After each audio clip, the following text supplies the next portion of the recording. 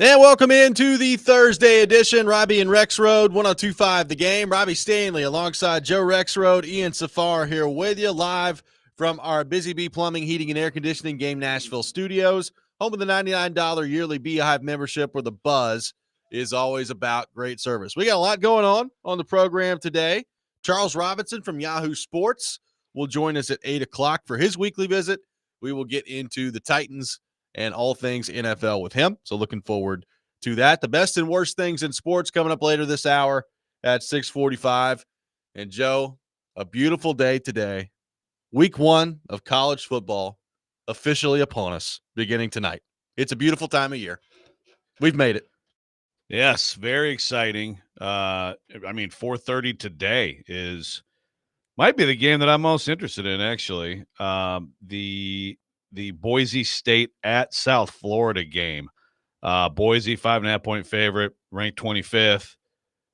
Probably as good a candidate as there is, again, as a group of 5 team, or I don't know, group of 4, group of, the other group, mid-major-ish, leagues team to get a playoff spot. But Alex Golish, South Florida, could be a good team this year. So you've got I think that's probably the highlight of tonight. You got a little Buffalo, Minnesota, you got a little Nebraska, Cincinnati's a good one too on ESPN. That one is in Kansas City. So it gets better tomorrow than obviously Saturday is absurd. Ian, will you be staying up for Stony Brook taking on San Diego State tonight at 9 o'clock? Probably not.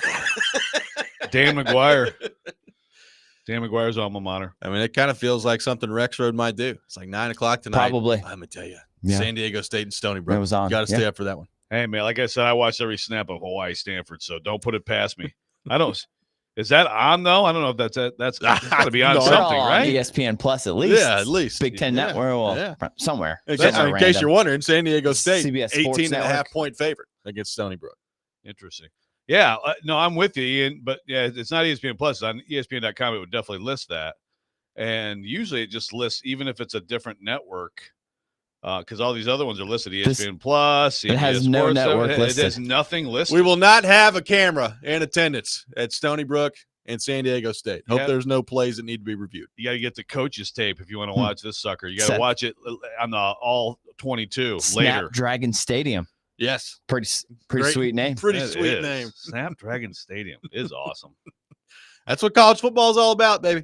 It's back today. I mean, I'm looking forward to it. Like you said, I mean, the games today are really not all that great. I mean, I'm probably with you that Boise State, South Florida is the best one. I mean, I guess Nebraska, Cincinnati could be. That's interesting. Yeah, that's an interesting game. Yeah, so that one's at Arrowhead. Nebraska's a 6.5-point favorite in that. And, if Nebraska loses, Matt Rule wants the playoff to expand to 50 teams, so it should be fine. Exactly. Everybody gets in. If you play in the Big Ten, you're automatically in the playoff. So he's got nothing to worry about tonight. Yeah, if they lose, Tony Petitti's plan for 28 and 7 automatic Big Ten bids, just not quite enough. Can we get it down to the 9th place Big Ten team, Tony? Please. But, so like you said, tomorrow you've got, Sparty kicks off tomorrow. What more could you want? Sure. I heard Chase talking about this yesterday. Underrated game. App State and Charlotte. Get out there in North Carolina, play a little football. Auburn Baylor tomorrow night, which is the one I'm looking forward to because, you talk about a pretty large early season game for Hugh Freeze. That's a big one. Auburn needs to win that game. No doubt. And it's on the road. Yep. They are slight favorites, but that's if that doesn't go their way, the Hugh Freeze noise gets loud, and we're not even in September yet. I was going to reserve my 2-screen college football watching experience for Saturday, but I'm looking at it.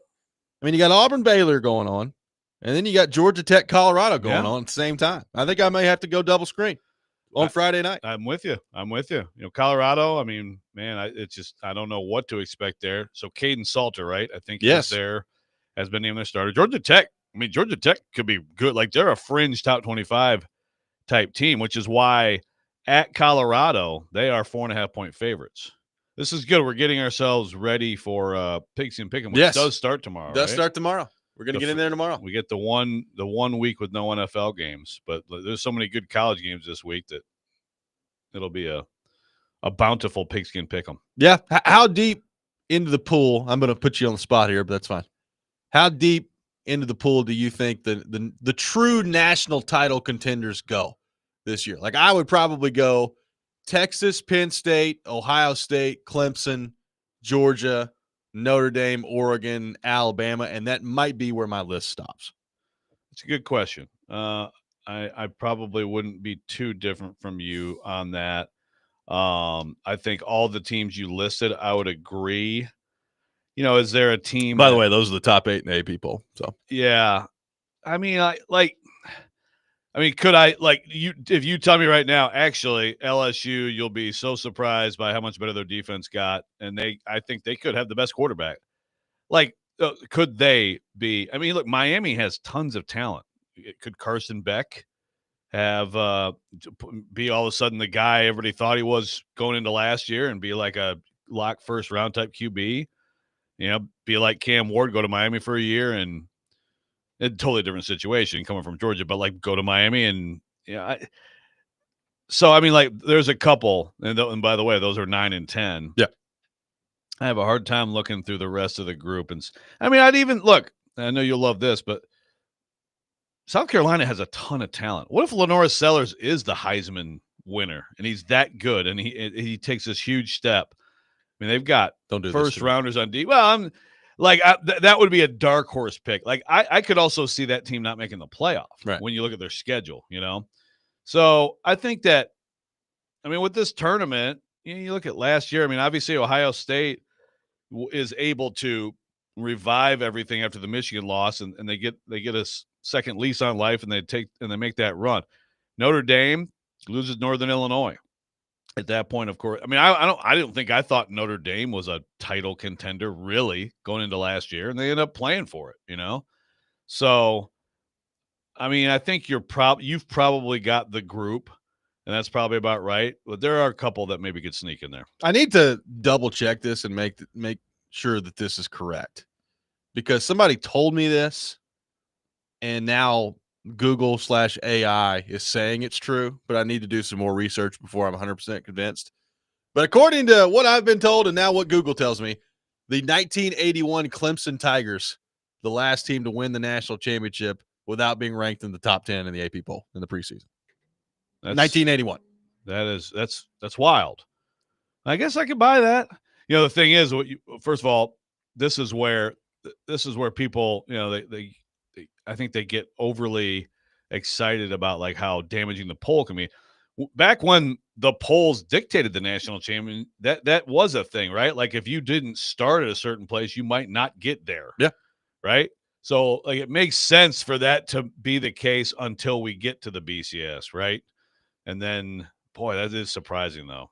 Again, I'm just telling you what I was told. Now what Google tells me, I'm still not 100% convinced that that's correct. I need to look at it. That's a hell of a stat if so. Danny Ford and Clemson. Yeah. 1981. That's a long time ago. That's a long time ago. Yes, it is. So, I mean, I bring that up because we're going to get into Tennessee here in just a minute. But, I mean, Tennessee is number 24 in the poll. And I know nobody's picking them to win the national championship this year. But it kind of shows you when you look at true national title contenders on a yearly basis. I know that there's, you know, supposedly more parity now with all the movement in college football, and you can be pretty bad one year, and with the freedom of the transfer portal, you can repair your roster much quicker than you used to in years past. So it's a different game than it is now. But the bottom line is history in college football would suggest that there are only probably a handful of true national title contenders every year. Yeah, no, I think that's fair. Yeah, it's like I do feel like there have been years where like there's two, you know, and it's like those two teams would kill everybody. And I don't feel like we're there now. So I do think that's more parity. Is it enough parity? Is it satisfactory parity? Probably not. But even a handful, I mean, when they went to the 4-team playoff, I thought that was going to be perfect because it's like, yeah, there's never a fifth team, right? That can really win it. Like, yes, there's a third team. There's the undefeated Auburn team that gets screwed in the BCS. Yep. Okay, so go to 4. There's never a fifth team. And now, I mean, again, I mean, you listed 8 teams. Now, are they generally the usual suspects? Yes. But again, like we've had years where like it's like Alabama, Clemson, a couple of those years where it's like it's those two and then it's everybody else or whatever. Georgia in some years. I don't look at Georgia. I look at them as they could be a contender, but I don't. How good's their quarterback? Yeah. Yeah, but they're not overwhelmingly good, right? I mean, we don't think they are. That's the thing. Then this year, who knows? Like it could turn out that way. That there are like 2 or 3 teams that are just so far above everybody else. If Arch Manning's as good as everybody says he is, I mean, it may just be them this year, right? Well, yeah, all the hype they've got. Yeah, they've got. We're gonna find out a lot. They got a lot Saturday. going for them. They got a lot going for them. Yeah, we are going to find out a lot Saturday. I'm looking forward to that. I mean, look, in all seriousness, and we'll get into this tomorrow in Pigskin Pick'em. It's a fantastic opening weekend in college football. It really is. Like there have been some absolute duds in the history of week ones of college football. This one is about as good as I can remember. It's pretty darn good. Yeah, I can't remember this many big games in a week one. And yeah, a lot of people are calling it like the greatest ever. And I'm always hesitant. It's like, yeah, we're always prisoner of the moment, greatest ever. But I can't come up with one. Yeah, that's better. So we need someone to come up with one that's better. And also we need someone to tell us the team we're missing that came from like, what'd you say, outside of the top 8? Outside of the top 10. Outside of the top 10 that won it all. I have been told this, and Google has told me that since 1981, no team that it was not a preseason ranked in the top 10. That is pretty wild. 615-737-1025, our phone number, 615-737-1025. We went through Vanderbilt's schedule yesterday and gave our expectations for them. I've been told on social media to get Vandy Joe back in his place and go through Tennessee's schedule today. So that's what we're going to do coming up next. What are our expectations for the Vols as they begin play on Saturday against Syracuse? We'll get into all that. Robby and Rexrode, 102.5 The Game.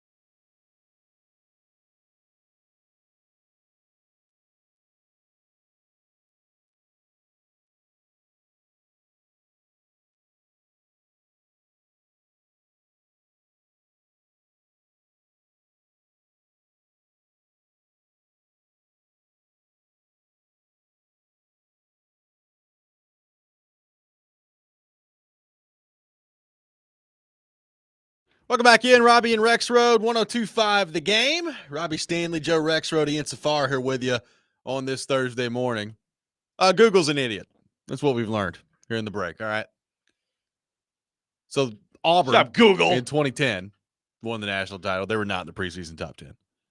Somebody just texted in about 2003 LSU being unranked going into that season.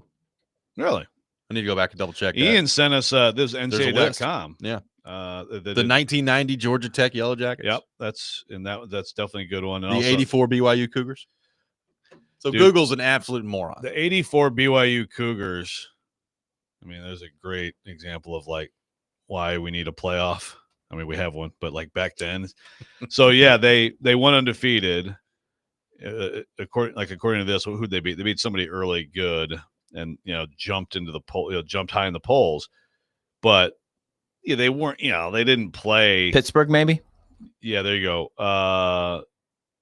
Is that what it was? Yeah, number 3 Pitt, September 1, 1984. So they went to 13. So anyway, they played. I think so. They were locked into the Holiday Bowl. They played a 6-6 Michigan team and beat them 28-24. They're like, well, they're the national champs. Yeah, and they're undefeated, and we'll it's vote amazing them to the me that's national how they champs. used to decide things. Yeah. Yeah. See, so when you get mad about the playoff, remember. That's true. I'd be more mad about that. Yeah. Oh, man. That is so frustrating. It's like, well, this team's locked in the Orange Bowl and this team's locked in the Sugar Bowl. They're the clear 2 best teams, but I guess we'll just have to vote. It's the dumbest thing I've ever heard. Jeez. Yeah. So AI, per usual, you're Got wrong. some work to do. Got some work to do. Yeah. Haven't taken over the world yet. Yeah, that's very disappointing. It kind of makes me feel good. Anytime AI fails, I actually feel good. Yeah, same. They're not going to murder us all yet. Also, an unnamed friend of mine who told me that, don't rely on AI. You're wrong. Not correct. We just figured it out. I mean, look, that's kind of my bad because Auburn probably should have come to mind immediately. The Cam Newton Auburn team. Yeah, but I kind of forgot that they were that underestimated going into the year. Yeah. I mean, I guess because they were so good. Then you watch Cam Newton for a few games, you're like, oh, yeah, well, this guy's unbelievable. Yep, maybe the greatest college season ever. One of them. The comeback. Is that what they call it? The comeback. The comeback against Bama, man. So Joe, we went through Vanderbilt's schedule yesterday and determined what our expectations for the Doors should be this year. You had them at 7-5, and I had them at 6-6. So both of us above the win total for Vanderbilt this year, which I believe is at 4.5 on the FanDuel Sportsbook. And Tennessee begins their season on Saturday against Syracuse, a new quarterback in Joey Aguilar, which I think people around the country will be paying very close attention to. How does he do? How does Nico Iamaleava do at UCLA this year? And an interesting challenge in front of Josh Heupel this year, coming off of an appearance in the college football playoff a year ago. So, Joe, we'll start with you. Your expectation for the Tennessee Vols this year as you look at their schedule. Okay, well, I really think this first game could be interesting, but I believe in that defense, and I have no idea what to expect from Joey Aguilar or the passing game. I think they'll run the ball. Because they always run the ball, and I think they'll play pretty good defense, and that's kind of what they are. And I think that that's enough to win this game. Then you go 2-0 against ETSU. I just can't pick them to beat Georgia. It's a big opportunity, right away in week 3, but it's hard for me to pick them. They'll beat UAB to go to 3-1. They'll handle Mississippi State. I mean, it is on the road. It is in Stark Vegas, but 5-1. I think they're going to handle Arkansas. Then they're going to be sitting there at 6-1. Wait, is my math right? That is 6-1, right? I believe or is that 5-1? That would be 5-1. That's sorry. You get me up to like 6 and 7 in range, and it gets a little tough for me. It's too much. Yeah, keep me under 5. Okay, so 5-1. I can't pick him against Bam on the road. Ty Simpson, obviously a guy who, was recruited by Tennessee. We'll see how good he is, but I'm gonna go loss there, 5-2. I can't pick them to lose to Kentucky ever, no matter where they play. So that's 6-2. I think they're going to get Oklahoma at home, 7-2. Oklahoma is very interesting. John Mateer, Washington State, highly productive. We know what Washington State quarterbacks going to other places sometimes turn out to be. But I think at home, I think it's a huge, huge game for Tennessee when you talk about the playoffs and hanging in there. So that's 7-2, right? Correct. So then you got New Mexico State. That's 8-2. And so it's funny they're playing New Mexico State and Vanderbilt. So a lot of like Pavia related opponents. Yes. Here in November, 8-2. And then so you're sitting there at 8-2 with 2 games left. Okay. And obviously if you win both, you are going to be in the field. Yeah.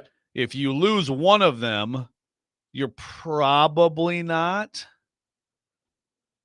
So, I mean, if they get to this point, it's going to be really fascinating finish of the season.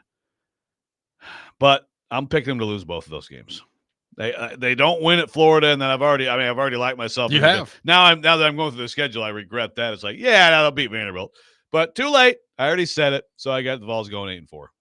I actually have them 8-4 as well with a different path. I've got them beating Syracuse. Until they beat Georgia, I'm going to pick Georgia to beat them because it just has not gone well. Last year's game was better. Like it was a closer game last year, but it's still. I just think the talent gap is too much. So they're going to lose to Georgia. I've got them losing to Alabama on the road. I've got them losing to Oklahoma at home, and I've got them losing to Florida. So I think 8-4 will be the record. Losses to Georgia, Alabama, Oklahoma, and Florida, which coincidentally are all the preseason ranked teams on their schedule right now. And here's the other thing: like if they let's say they go through your scenario and they're 8-2 with 2 games left. Well, if they lose that Florida game and they get to 9-3 at the end of it, all of a sudden you look at their schedule and you're like, what's their best win? Yeah, like it's Oklahoma, I guess, at that point. And I don't know that that's going to be good enough to push them over the top, especially at 9-3. I'd agree. They don't have the schedule of a team that gets in at 9-3. Like there are other 9-3s. Again, this is also just a great example. If you really dig into you go team by team, schedule by schedule, it's a great reminder of why like the idea that like league standings should be more important than like the committee is so stupid because it's just they're just so different. It's a favorable schedule, so you like that. But yeah, I mean, I think you have to go 10-2 with this schedule. The 9-3. I mean, I guess like unless it's like you beat Georgia, you lose lose a worse game. That's probably better for you if you at least have those wins. But yeah, the schedule favorable, but not going to impress anyone compared to some other SEC schedules if you're compared to a lot of teams with similar records. Yeah, like you would need, I mean, honestly, something that would help is, go beat Syracuse on Saturday and then have Syracuse be something that nobody really expects them to be in the SEC. Like let them, go on some 9-3, 10-2 type run after that. I don't think that's going to happen, but just they need, with their schedule, there's not much wiggle room there. Like if they're going to make the college football playoff, they're going to have to beat one of Georgia, Alabama, and Florida. It's just what it boils down to. If they don't beat one of those teams, they're not getting in. And what you just laid out there, by the way, is another case to schedule actual games people want to see in September. Because I agree, that's exactly what you become the biggest Syracuse fan in the world. I mean, you beat them. I guess if you lose them too, because you want the loss to look better. But if you're one of these teams, Kurt Signetti, that schedules nobody, then you're at the mercy of your conference schedule again, which is why he loves the idea of let's just go by the conference standings. No, who did you play, and also what was your intent? Was your intent to give yourself 3 complete flea bags and just get to the conference schedule, or did you actually challenge yourself? So this is why you schedule a game that matters in September, because that could tilt it in your direction. Well, so we've both got Tennessee at 8-4 with different paths to get there. Their over/under win total on FanDuel is 8.5, so we're right there with it. We went over on Vanderbilt's win total. Both of us went under on Tennessee's win total. So, guess we're Vol haters. I guess so. My goodness, Vandy Rob. Yeah, maybe so. 615-737-1025 is our phone number. What are your expectations for Tennessee as they open up the season on Saturday against Syracuse? We'll get your thoughts on that coming up next. Robby and Rexrode, 1025 The Game.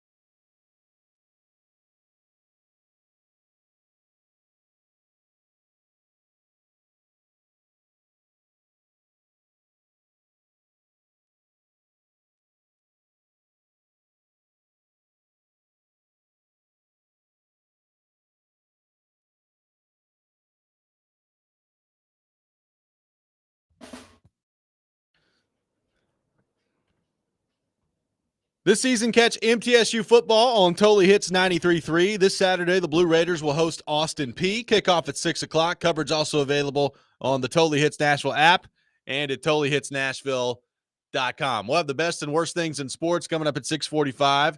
Taking your thoughts on the Vols. Their season kicks off Saturday against Syracuse. Rexrode and I have both thrown out 8-4 as the official expectation. Different paths to get there, but 8-4. The expectation. David on the text line says, I agree with 8-4. I think I'd say the same even if Nico was still here. Do you guys agree with that? It's an interesting question. You know, they're just at wide receiver is what I can't get over when I look at them. Because, I mean, honestly, Joe, I look at their defense and look, McCoy is not going to play this week. I think he's not that far away. I'd be at this point, based on things that are coming out of Knoxville, pretty stunned if he's not there for the Georgia game. So we'll see what that looks like. But like him at corner, you got the Boo Carter situation still lingering in the background. It looks like he's going to play this weekend, but he and, well, I guess not him. His family's still talking on social media about Deion Sanders in Colorado. So we'll see. Serious? Oh yeah. So we'll see what that ends up His looking mom like. or somebody else? His mom. Yeah, still going on about Colorado. So we'll see God. what that looks like. I don't know how much he's going to play this weekend. I don't know if there comes a point along the way this season when they just basically kick him off the team, which I was starting to think may happen, but we'll see what happens at that point. But regardless, their defense is pretty talented. Like they've got, Arion Carter, T. Lander. They're pretty good at linebacker. Their defensive line is still pretty loaded. Apparently Jordan Ross, their edge rusher, has had a really good camp. So like their defense should be pretty good. Yep. Like they should have a pretty good defense. They seem to be really excited about their offensive line. I know that we're going to get some Ellerby texts now about the offensive line, but I can't believe there's none already. Everything out of camp tells me that they're pretty happy with their offensive line. I have no idea about quarterback, and I have no idea about wide receiver, and those are two pretty big things. So, would I pick them to be better with Nico? I don't know, maybe, because we'd probably be talking about the expected step that he would take in year 2 as a starter of the offense. Yep. But I still look at wide receiver and I'm like, it's pretty bare there. And especially if they get hurt, like if one guy gets hurt there, all of a sudden they're pretty thin at wide receiver. Yeah, it is a really good question. I might have him a game better with Nico, but like you said, like there'd still be the question. I mean, I would feel more confident in, I think, the ceiling and like, okay, they could really flourish. I mean, I just think with Aguilar, obviously you don't expect him to like lead the nation in picks again, but you gotta have a little bit more limited hopes there, right? With him at QB as compared to Nico. I don't know if Nico would have taken a big step. Yeah, no idea. I don't know what he's going to do at UCLA, but yeah, I mean, I think you'd feel like there's a little bit more runway for growth with him.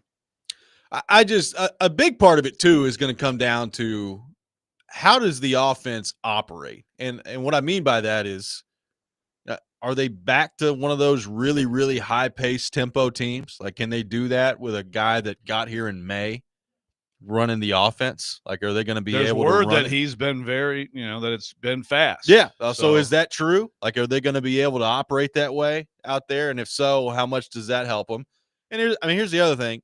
I'm with you from the standpoint of I think they're going to be able to run the ball. And I mean, they're very deep at running back, right? Like they've got a lot of good backs. Now, I don't know that any of them are Dylan Sampson. So how big a deal is that in the running game? But, Peyton Lewis, I think he's got a chance to be pretty good.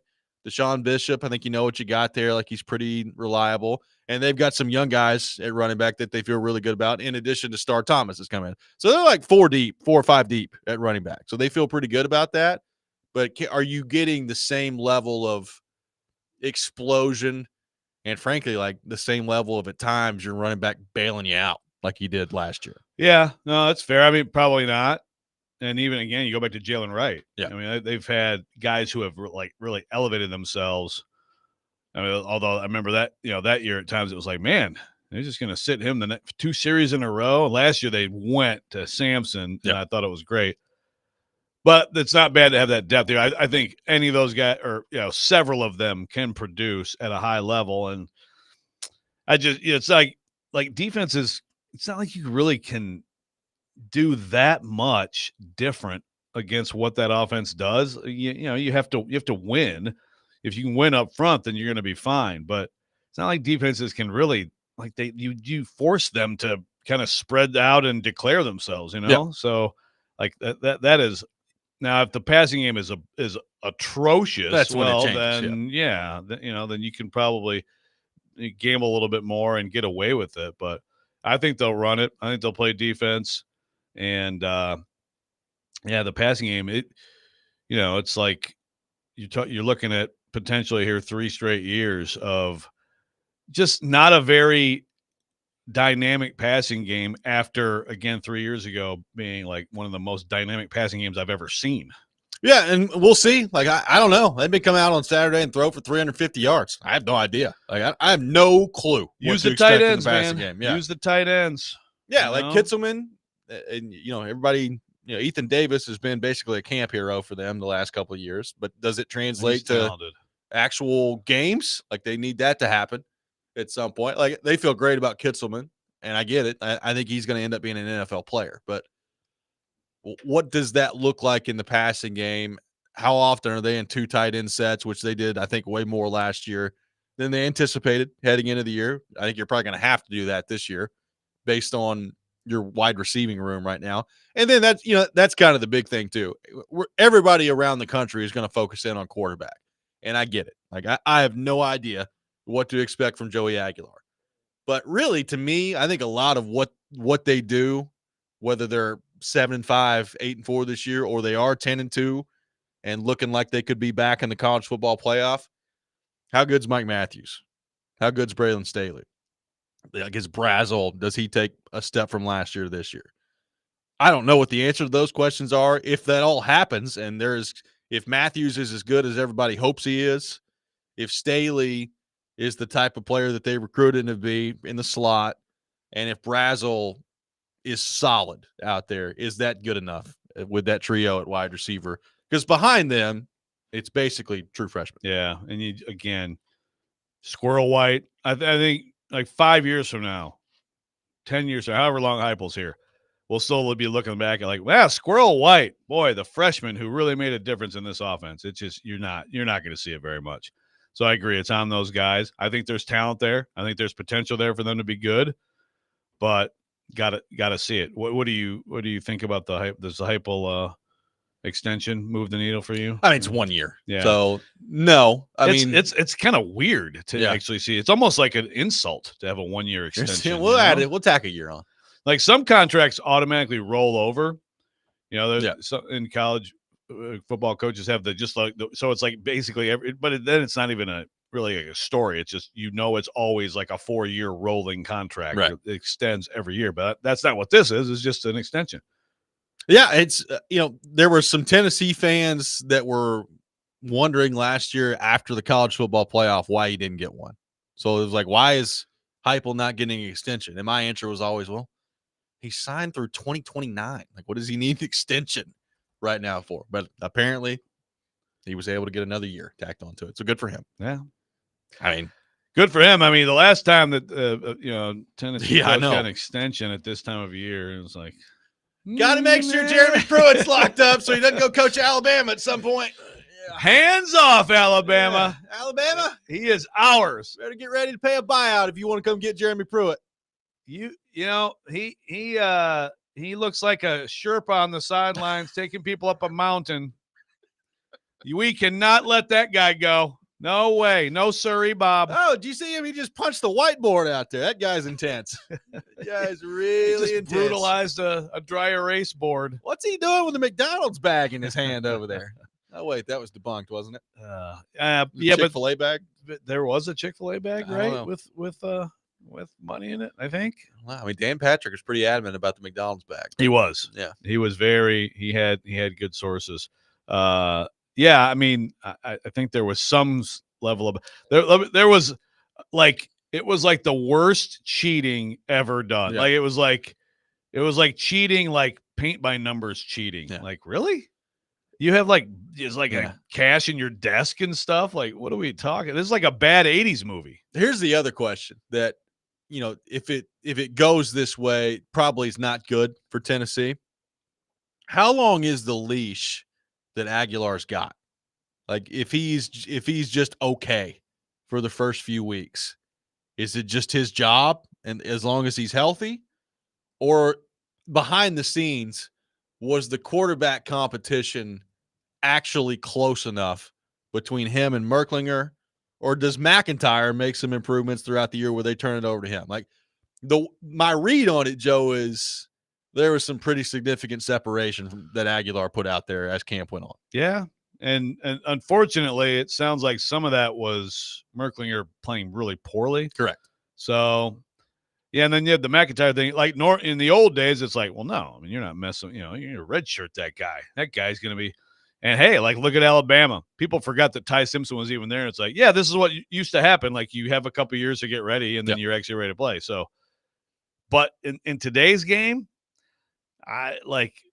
If you feel like you got this kid gets it and you've got a better option, I mean, I'm not worried about a red shirt at this point. I guess I'd be surprised though, still as someone coming right out of high school, if that would happen. I think that would probably mean really bad play at quarterback. Probably so. I mean, it is kind of amazing when you look at the quarterbacks, and I heard Jake Lyman talking about this the other day. Cam Ward is 23 years old. You look at Joey Aguilar is 24. He's older than Cam Ward. Diego Pavia is 24. He's older than Cam Ward. And I guess the Memphis quarterback, who I don't know who that is Brendan Lewis. I think he's older than Cam Ward.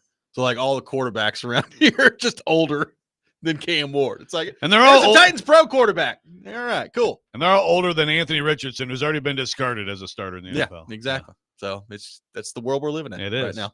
615-737-1025 is our phone number. The best and worst things in sports coming up next. We'll take your best things, your worst things on our text line driven by WilsonCountyHyundai.com. Robby and Rexrode, 1025 The Game.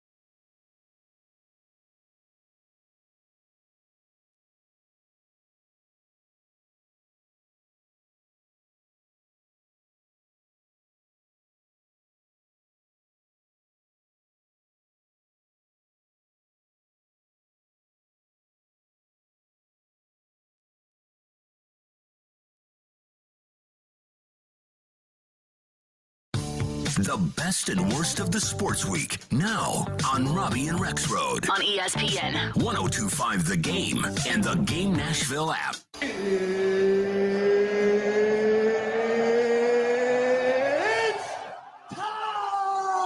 This is the worst. You look like you're feeling sorry for yourself. You believe in miracles? Yes! Unbelievable. He's one of one. He is him. This is a Coke bottle. It's not a crystal ball. When I woke up this morning, I was feeling pretty dangerous. It is that time of the week, time for the best and worst things in sports. We will take your best things, your worst things on our text line, driven by WilsonCountyHyundai.com. 615-737-1025 is our phone number. Joe Rexrode, kick us off with your best and worst things in the world of sports. I got to say, first of all, of course, that me going first, I'm going to take the low-hanging fruit. So the best thing in sports is that this week of college football is going to be freaking amazing. We've already had some good college football. I'm excited about today, tomorrow, and then Saturday, and then Sunday. Do we get Belichick Monday? Is that right? Yep. I believe that is correct. Belichick Monday? Uh-huh. I'm sorry. I have to take that. I don't know who decided. I guess it was Robby that I get to go first in the best and worst thing in sports, but usually I'll just take the obvious one. I wonder how many words between now and Monday is Bill Belichick and Jordan Hudson going to trademark? Have you seen that? Going on snap face? Gold digger? Gold digger apparently has been Seems a bit of a stretch, no? Yeah.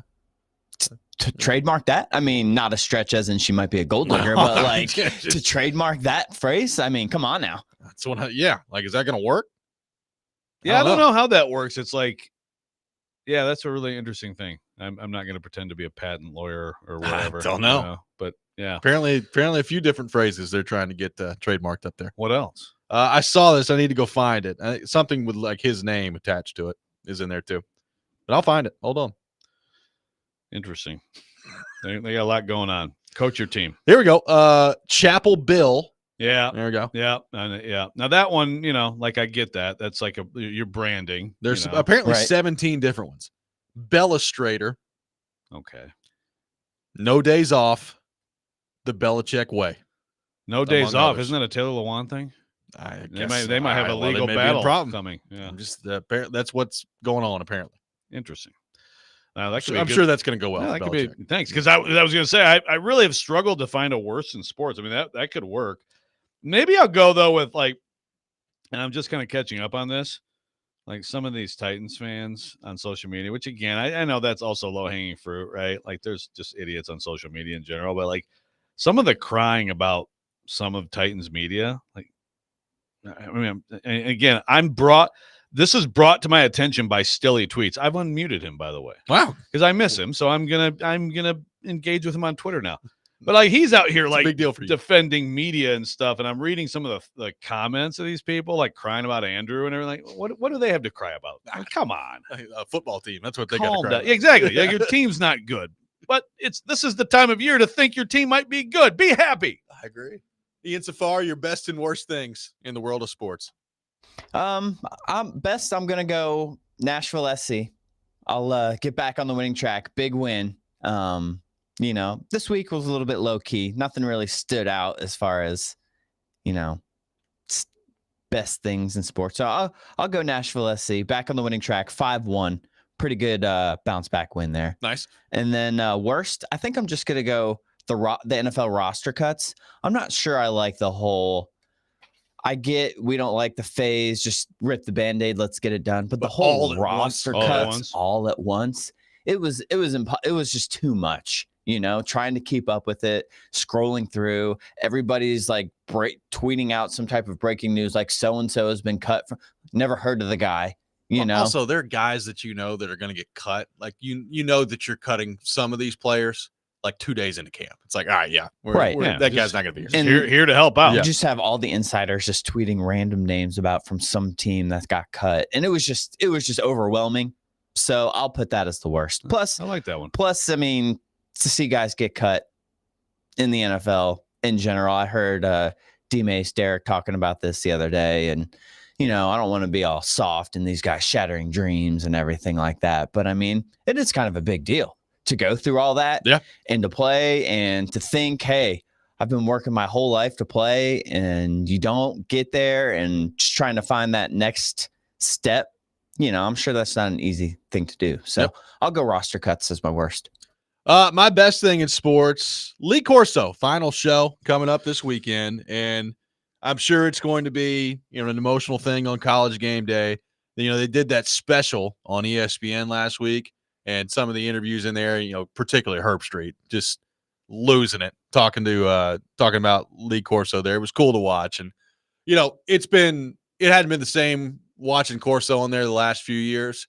But like that was basically, as a college football fan growing up in the late 90s and throughout the early 2000s, like that was the show. That was my guy. Like he's in the college football video games early on. Like Lee Corso was one of the faces of college football. So that final show coming up on College Game Day, I'm sure will be very special on Saturday. Yeah, that's a great call.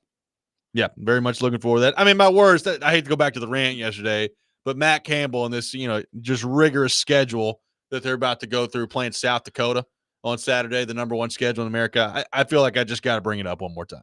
Matt Campbell, you're my worst thing in sports this week, even though I think you're a good coach. And then you round it off with Arkansas State, very talented. We know that Butch Jones is going to bring out the best in us. I get it. The talent and the schematic advantage they automatically have with their head coach. This is the toughest schedule in the country. Thank you. Matthew from Jolton says, the best thing is Bryce Underwood being named as Michigan starter.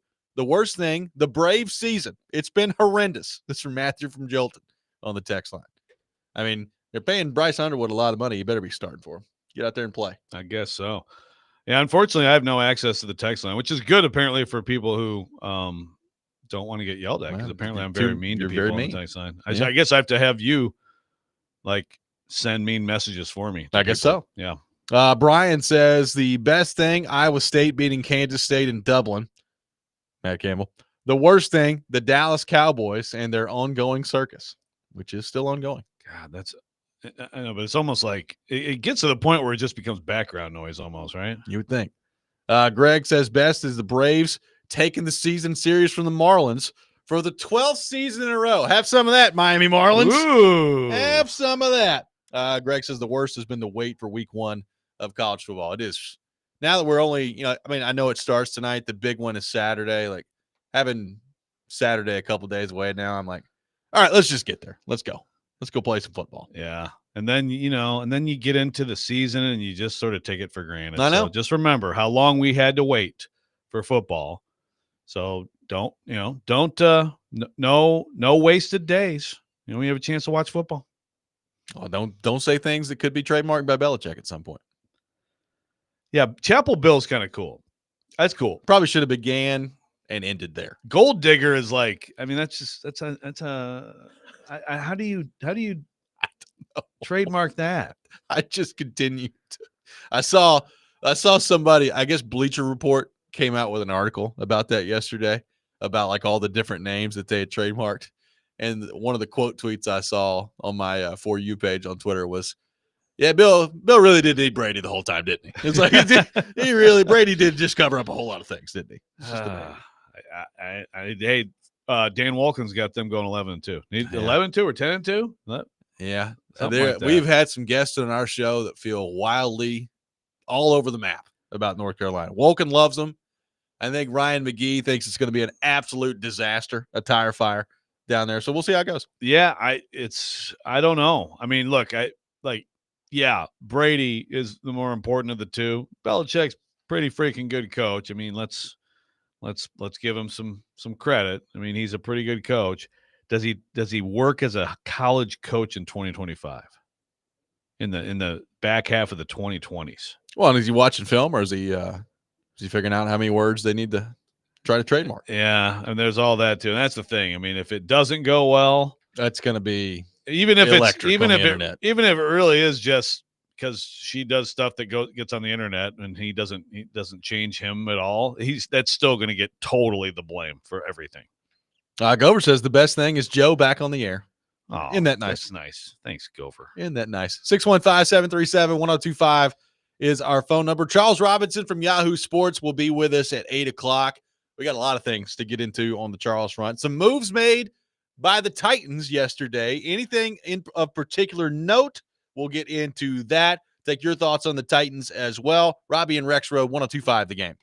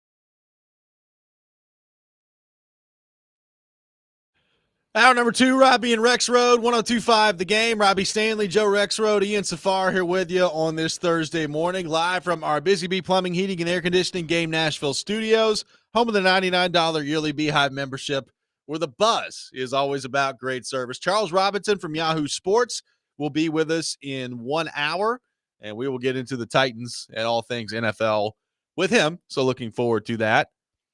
Joe, some moves made yesterday by the Tennessee Titans. We knew that the waiver wire claims would come in.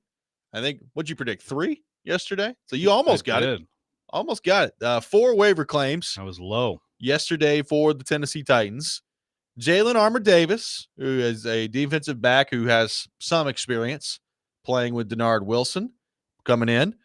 Dorian Mosey coming in. C.J. Ravenel and Samuel Womack. So you've got a couple of defensive backs, a defensive end, and a linebacker that are coming into the fold here for the Titans.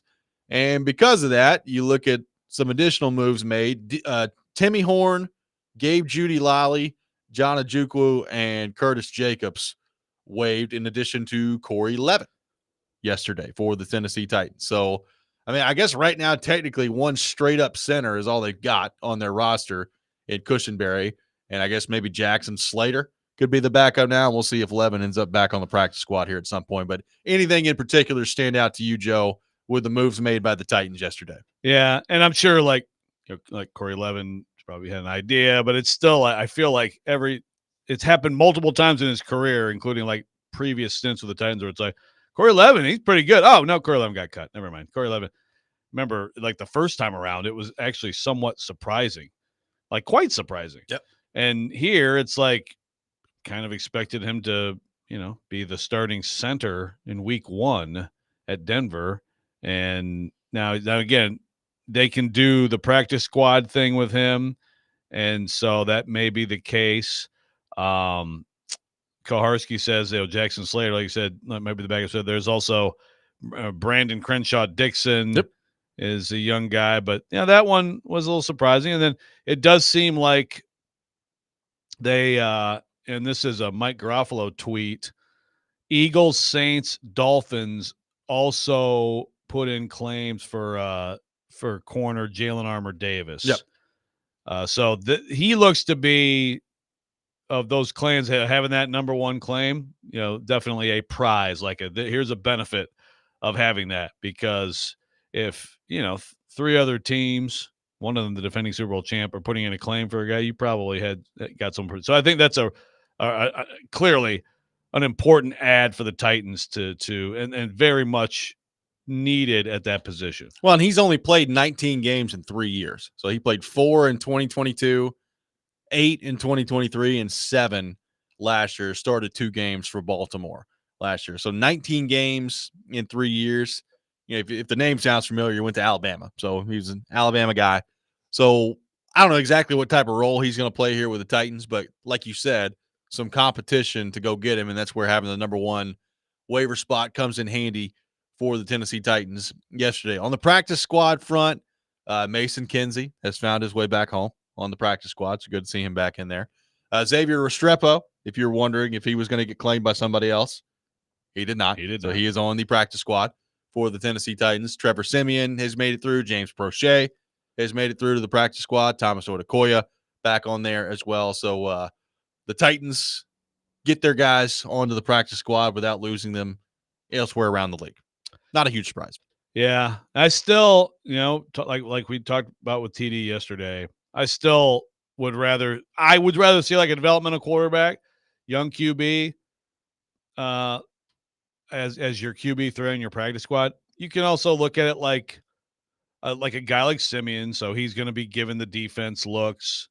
Is it a bad thing to have a veteran who's been around who can give them some decent looks in practice? Is there more value in that than having a young guy? Still, I feel like a young guy can still go do those things and practice and help you in that way. Obviously, QB2 has got to prepare for the game and got to be ready to play and run the offense and run the game plan.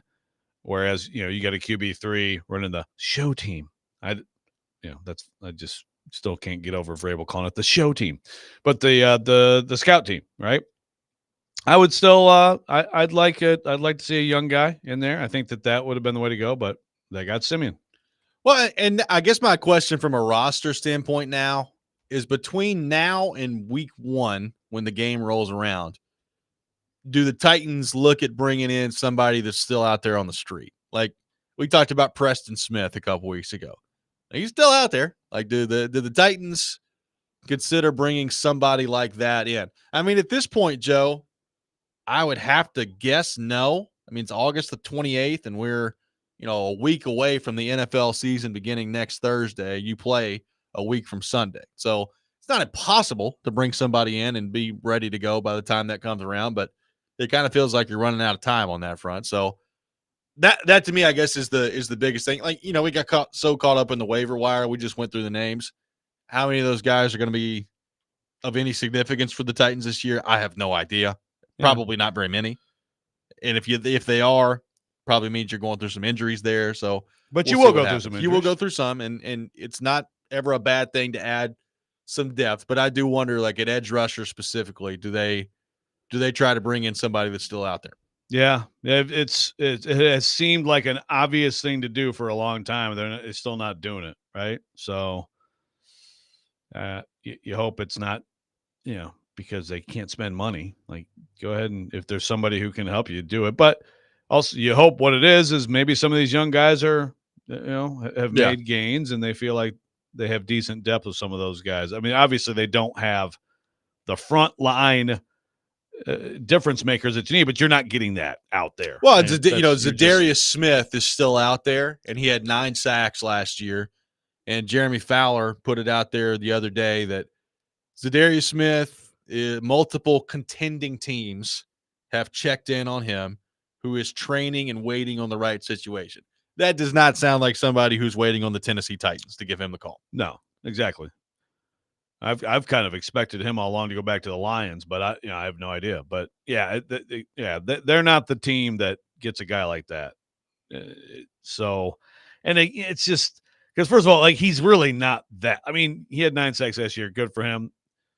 He'll help somebody, but he's the classic add to the contender because they're loading up, and that's what he is. And it's to bring him in here, like would he be their best edge?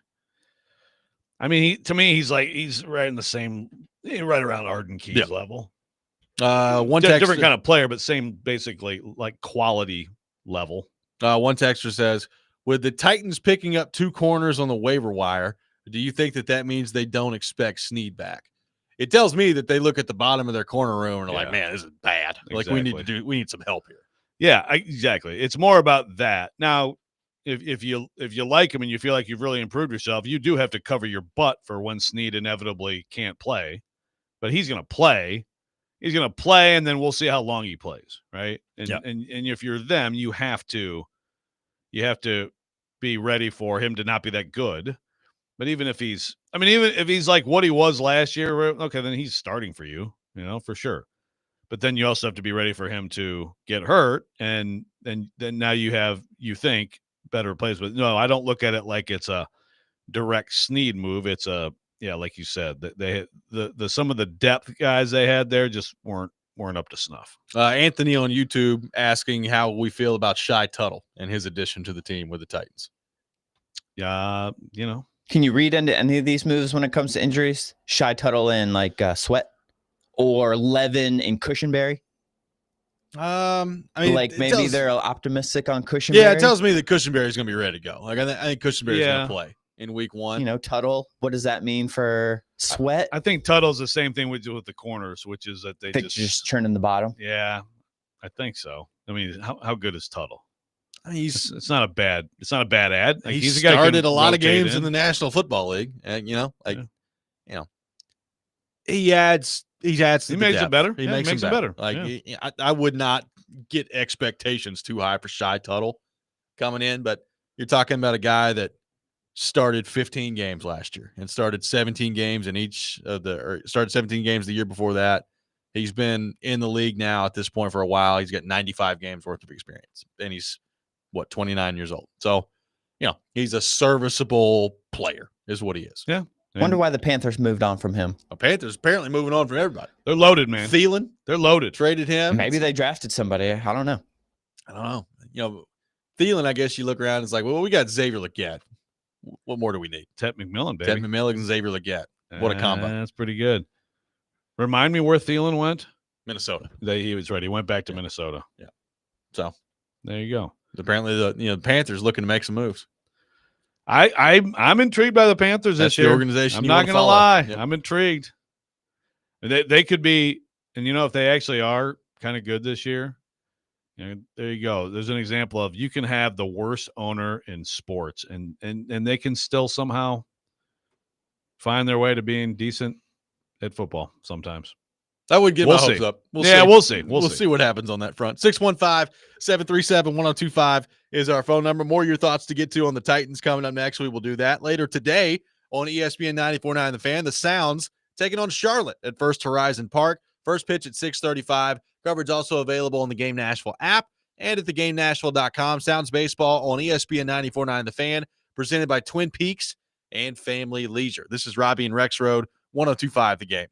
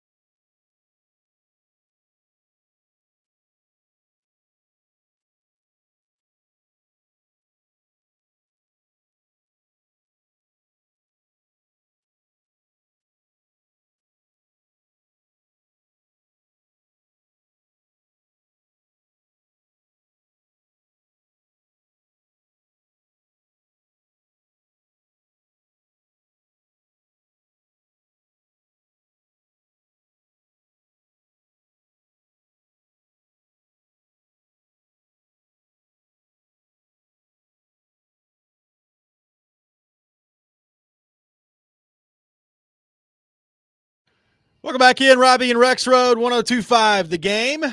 I got some tickets to give away. A pair of tickets to the Borchetta Bourbon Music City Grand Prix at the Nashville Super Speedway coming up on August 30th and 31st. That is this weekend. Be caller 4, 615-737-1025. Caller 4 will win a pair of tickets to the Borchetta Bourbon Music City Grand Prix at the Nashville Super Speedway this weekend. Taking your thoughts on the Titans at 615-737-1025. People asking about the Robby and Rexrode fantasy football spot for the day. We will have that to give away later this hour. So make sure you are tuned in for that. But later this hour, we will give away another spot in the Robby and Rexrode Fantasy Football League. One spot today, and we will have 2 more spots tomorrow to give away. So 3 more opportunities in total, Joe, for people to get involved in our fantasy league. There we go. And you got to stay on your toes. You never know what might happen. Robby's got different stuff for you. Never know what might happen. Got a texter, Ben, on the text line, says, I know he just got a raise, but if the Titans are actually decent halfway through the year, what if we trade a second rounder for Hendrickson and give him a big 2-year deal with only guarantees in 2026 at the trade deadline, assuming that the Bengals would want to dance with us at that point? Well, first of all, the Bengals just paid him $30 million this year to make a run this year. Yeah. So I mean, obviously, so for your scenario to even, which I have doubts about it on every level, but I'm not interested in giving up a second round pick for Trey Hendrickson. Yeah, at age 31. He's the reason the Bengals have been hesitant. Yes, the Bengals are cheap, notoriously cheap, and they live up to their reputation all the time. But also, I do get it from their perspective, which is like, is he how much great football is there left? I mean, how much great football do you expect from an edge getting into the 30s? So if you're the Titans, why are you paying a ton, including draft capital, for that when you're nowhere near contending? Can you get close? Can you get to pretty good playoff team quickly in this league? Absolutely. But I have no idea if they will. And again, are the Bengals going to be so bad that they're actually like, oh, never mind that $30 million we just invested in this year? No, let's trade him now. I think that's just not happening. Well, and again, if the Titans were to do something like that, you need to be better than decent, right? Like you need Cam Ward to be like, all of a sudden you turn around and it's like, wow, the Titans are 6-1. Like, what's going on out here? Like, wow, like by next year, this is a contender. Right. Okay, then fine. How are you possibly going to be able to conclude that at that point? Yeah, I'll be not. Yeah, no. Well, and the Titans don't really need, unless it's like somebody like Micah Parsons. And again, I'm not suggesting that that's going to be possible here, but that's the type of player that you make a trade for, who's 26 years old and is a demonstrated great football player with years left still in his prime, right? Like that's the type of move where you're like, yeah, you can give up some draft capital there. Anything really past that, if you're the Titans right now, you have to build this thing through the draft. So I'm not giving up first rounders, second rounders, third rounders. I mean, look, there was some speculation out there. I think Bleacher Report put something out like, hey, would the Titans be interested in giving up a 4th round pick for Brian Robinson Jr.? No. Why would they do that? No, I'm not interested in any of that. Yeah. You're not you trade in anything higher than a 4th, really than a 5th. It's for someone like who's a difference maker, a big time difference maker. Those draft picks are valuable. And the what are you doings out there? Yeah. I know you still wish maybe you had the draft picks, but you know what? Maybe the Cam dudes will be right. Maybe so. Ed on the text line says, with regard to wanting a developmental QB, isn't that Levis? How many can you have and reasonably expect to develop, especially with a rookie quarterback? This is from Ed on the text line. Yeah, I mean, Levis is hurt. Yeah, but I think his point is, like, if you're bringing in the young rookie quarterback or the young quarterback to develop, well, Levis is going to be back under contract next year. So, like, you're just going to have him on the roster, another quarterback on the roster to develop. Like, how many young guys on the roster are you going to have at that spot? Yeah. Well, first of all, I mean, they're moving him, right? Of course, I've been saying that forever, but I think that's for sure. Yeah, I understand that. I mean, I guess if you have a good veteran backup that you feel good about, I think sometimes, with these young guys, like you can end up being really pleasantly surprised. And at the very least, like again, let's take a Kyle McCord. At the very least, or not the very least, but like potentially you get like a really good backup for a long time, right? It's like, okay, he's now better than Brandon Allen. Yeah. And you feel really good about your backup situation, right? It could be better than that, but even that would be nice to have, right? You have a price controlled good QB2. Yeah, I mean, it's not a bad thing. First off, McCord ends up in Philadelphia, so it's like, of course he does. Sure. Of course, that's Sure. where he ended up. So I saw that yesterday and was like, oh, good. We'll see what that looks They're like. pretty smart. Yeah, they are. They seem to do good, smart stuff. Mark on YouTube says, go down the roster and compare each position this year versus last year. My bet is we have upgraded it close to 50% and bring back at least 10% of the players who missed more than half of the season last year. Should have taken the picks, and Carter/Hunter had waited on quarterback. Well, I don't know about that last part, but I don't know. Like looking at the roster, they've upgraded it close to 50% of the spots. We'll see. I mean, edge rusher, it's hard to get there on that one. Linebacker, we'll see. I think there's a chance.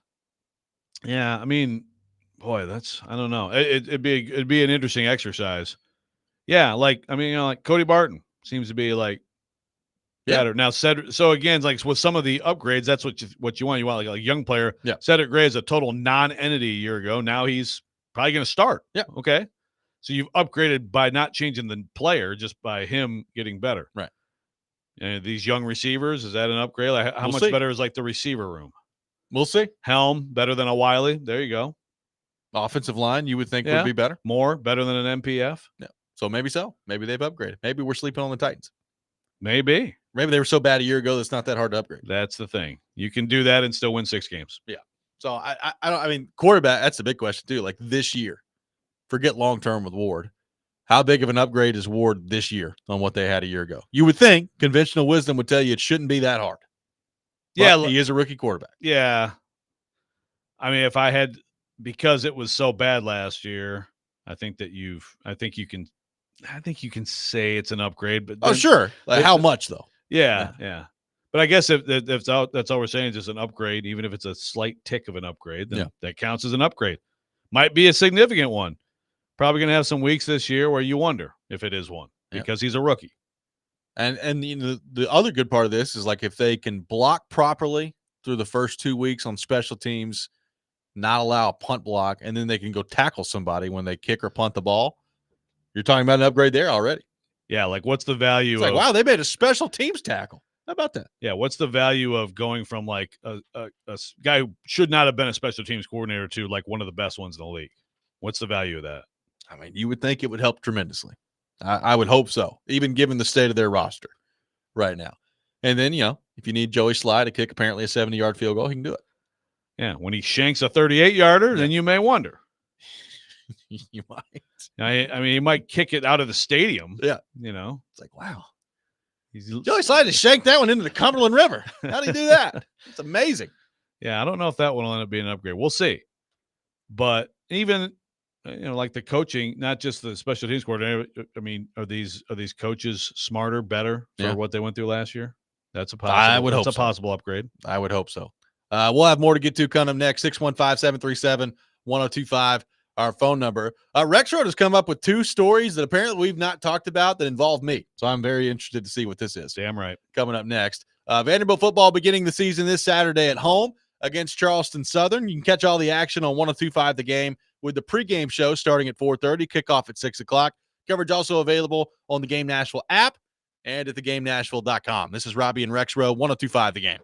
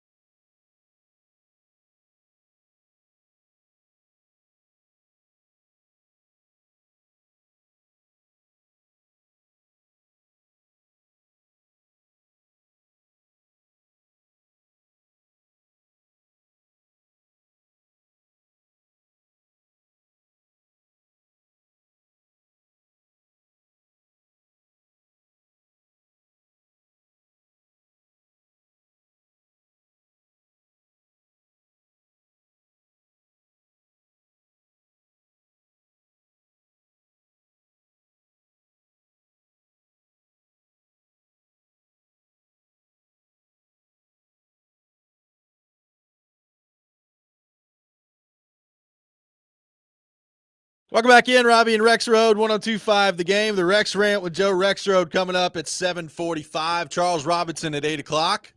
Taking your thoughts in the meantime, 615-737-1025. Joe, it's time. It's time to give away another spot in the Robby and Rexrode Fantasy Football League. Let's go. Today's pretty simple. Be caller 7, 615-737-1025. 615-737-1025. Caller 7 will win a spot in the Robby and Rexrode Fantasy Football League. Our fantasy draft next Wednesday night. We would very much encourage you to be there in person. You do not necessarily have to, but we would encourage you to be there in person. So if you can be there in person, please call in. 615-737-1025. Caller 7 will win a spot in the Robby and Rexrode Fantasy Football League.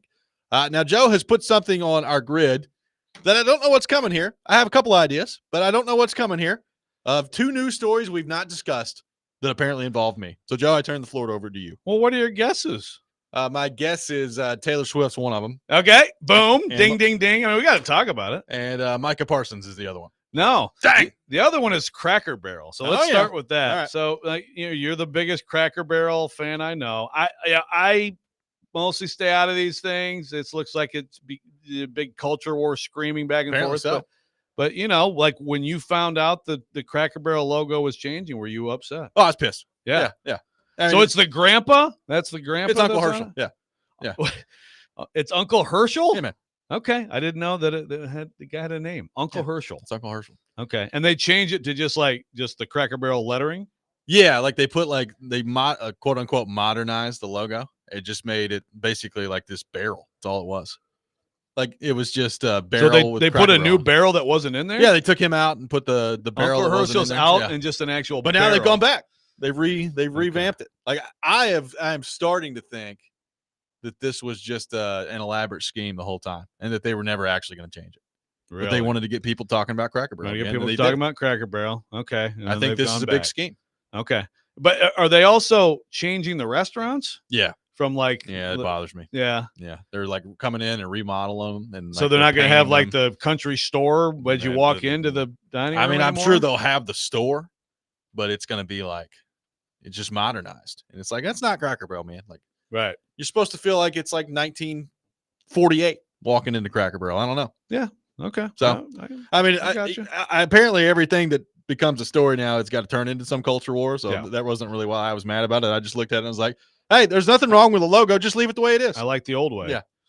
Yeah. Well, it's like new Coke, man.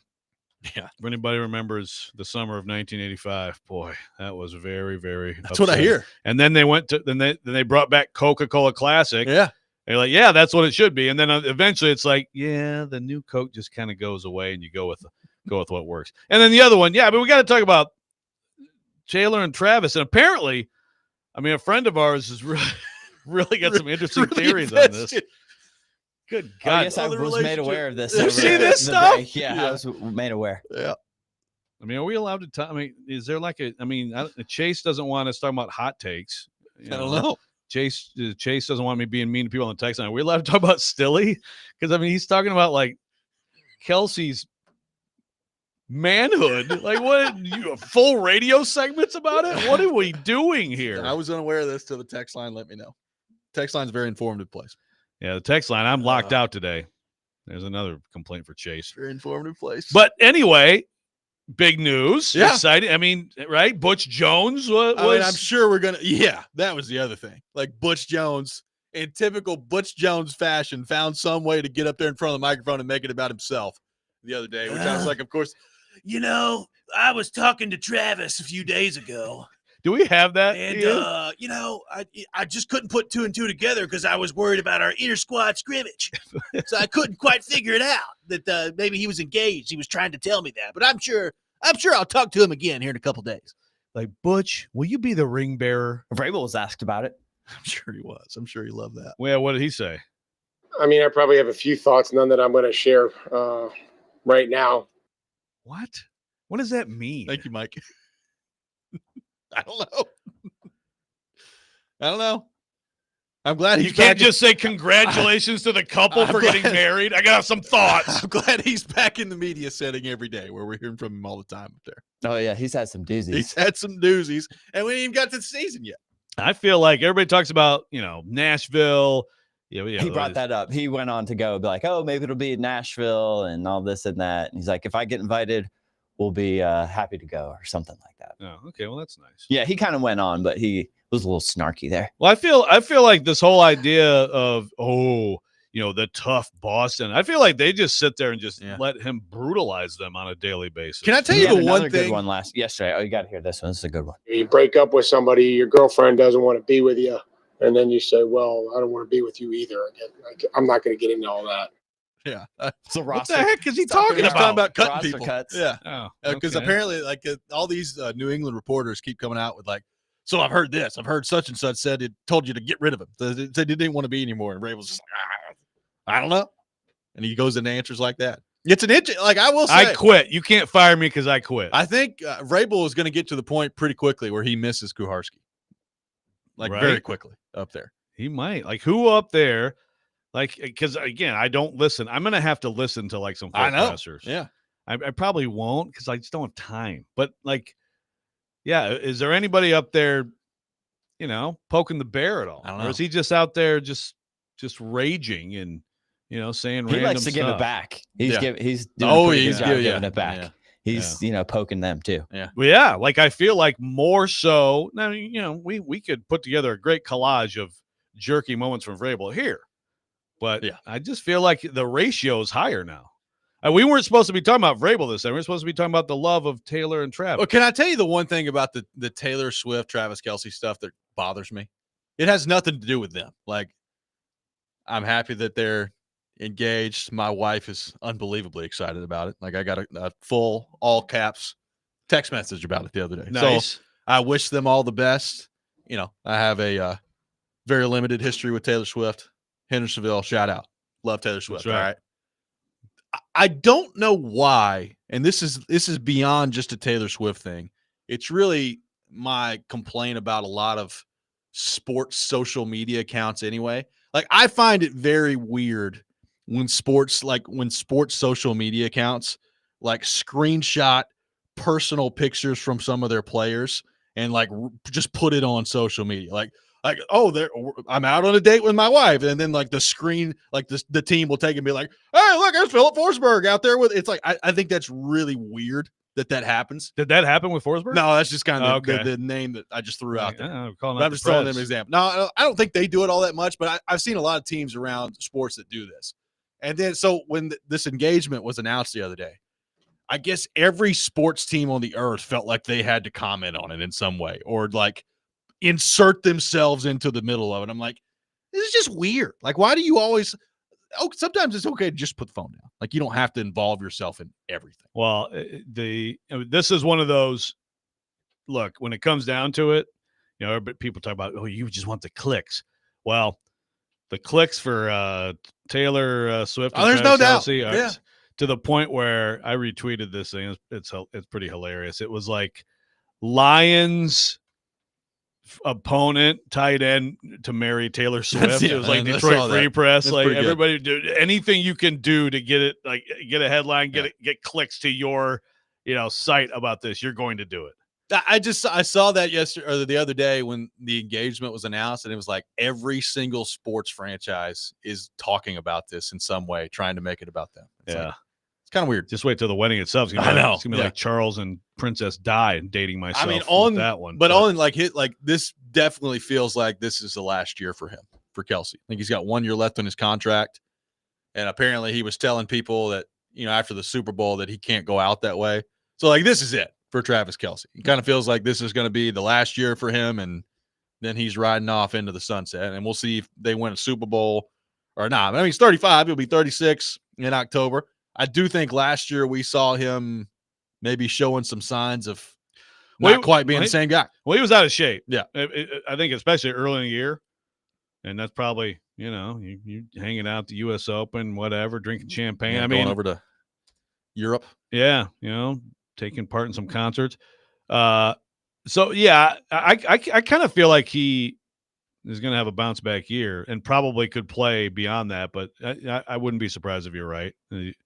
One more shot at it, and then I say a down year last year. He caught 97 passes. Now it was only 3 touchdowns and only 823 yards, which for him is low. Yeah, Yeah, I mean, he still went to him a lot, but yeah, he did not. He just didn't look like he had the same burst. Yeah. And can I just say, like, this is like extreme levels of fame, and again, they also can get into some of the ridiculous screaming that goes on in the world. But I think they're both two likable people who like really like each other. You know what I mean? I mean, look, like they're actually like I think they're a good couple. It's become this huge thing that gets so out of control. But it's like, yeah, yeah, they're fine. Like, yeah, again, I wish them all the Good. best. Me I wish too. them all the best. and I do hope that I really do hope that. I mean, I hope you guys get invited to the wedding. You I'm should. so, yeah, But I'll be under consideration. I do hope that Butch gets an invite. If Butch doesn't get an invite to the wedding, Butch is he coming. I'm not going. Man. It's Taylor. Are you Like, sure? Hey, is Butch gonna be there? If so, I don't know if I'm gonna be able to show up. Well, you could say some things to him that you've always wanted to say. You know, you get a few pops in you, and just say what really lay it all out for Butch. So, Butch, how is it that you became a head coach? How did this happen? Let's trace your history here. How did this go down? How did you ever sit in a room with somebody and they were like, "Yeah, that guy, head coach"? As I've told you, I've been in Butch Jones' basement in Knoxville with the amazing orange pool table. Yeah. Did he have a shrine to Travis Kelce? I'm sure he did. Man. I'm sure. Did you know I coach Travis? I was on the phone with Travis the other day, and we were talking about the inter squad scrimmage. Got the Rex Rant with Joe Rexrode coming up next. 615-737-1025, our phone number. Ian, do we have a winner for our spot? Oh, in the yes, Robby we do. and I Rexrode Fantasy apologize. Football League? Casey Nickel. There we go. Casey is in.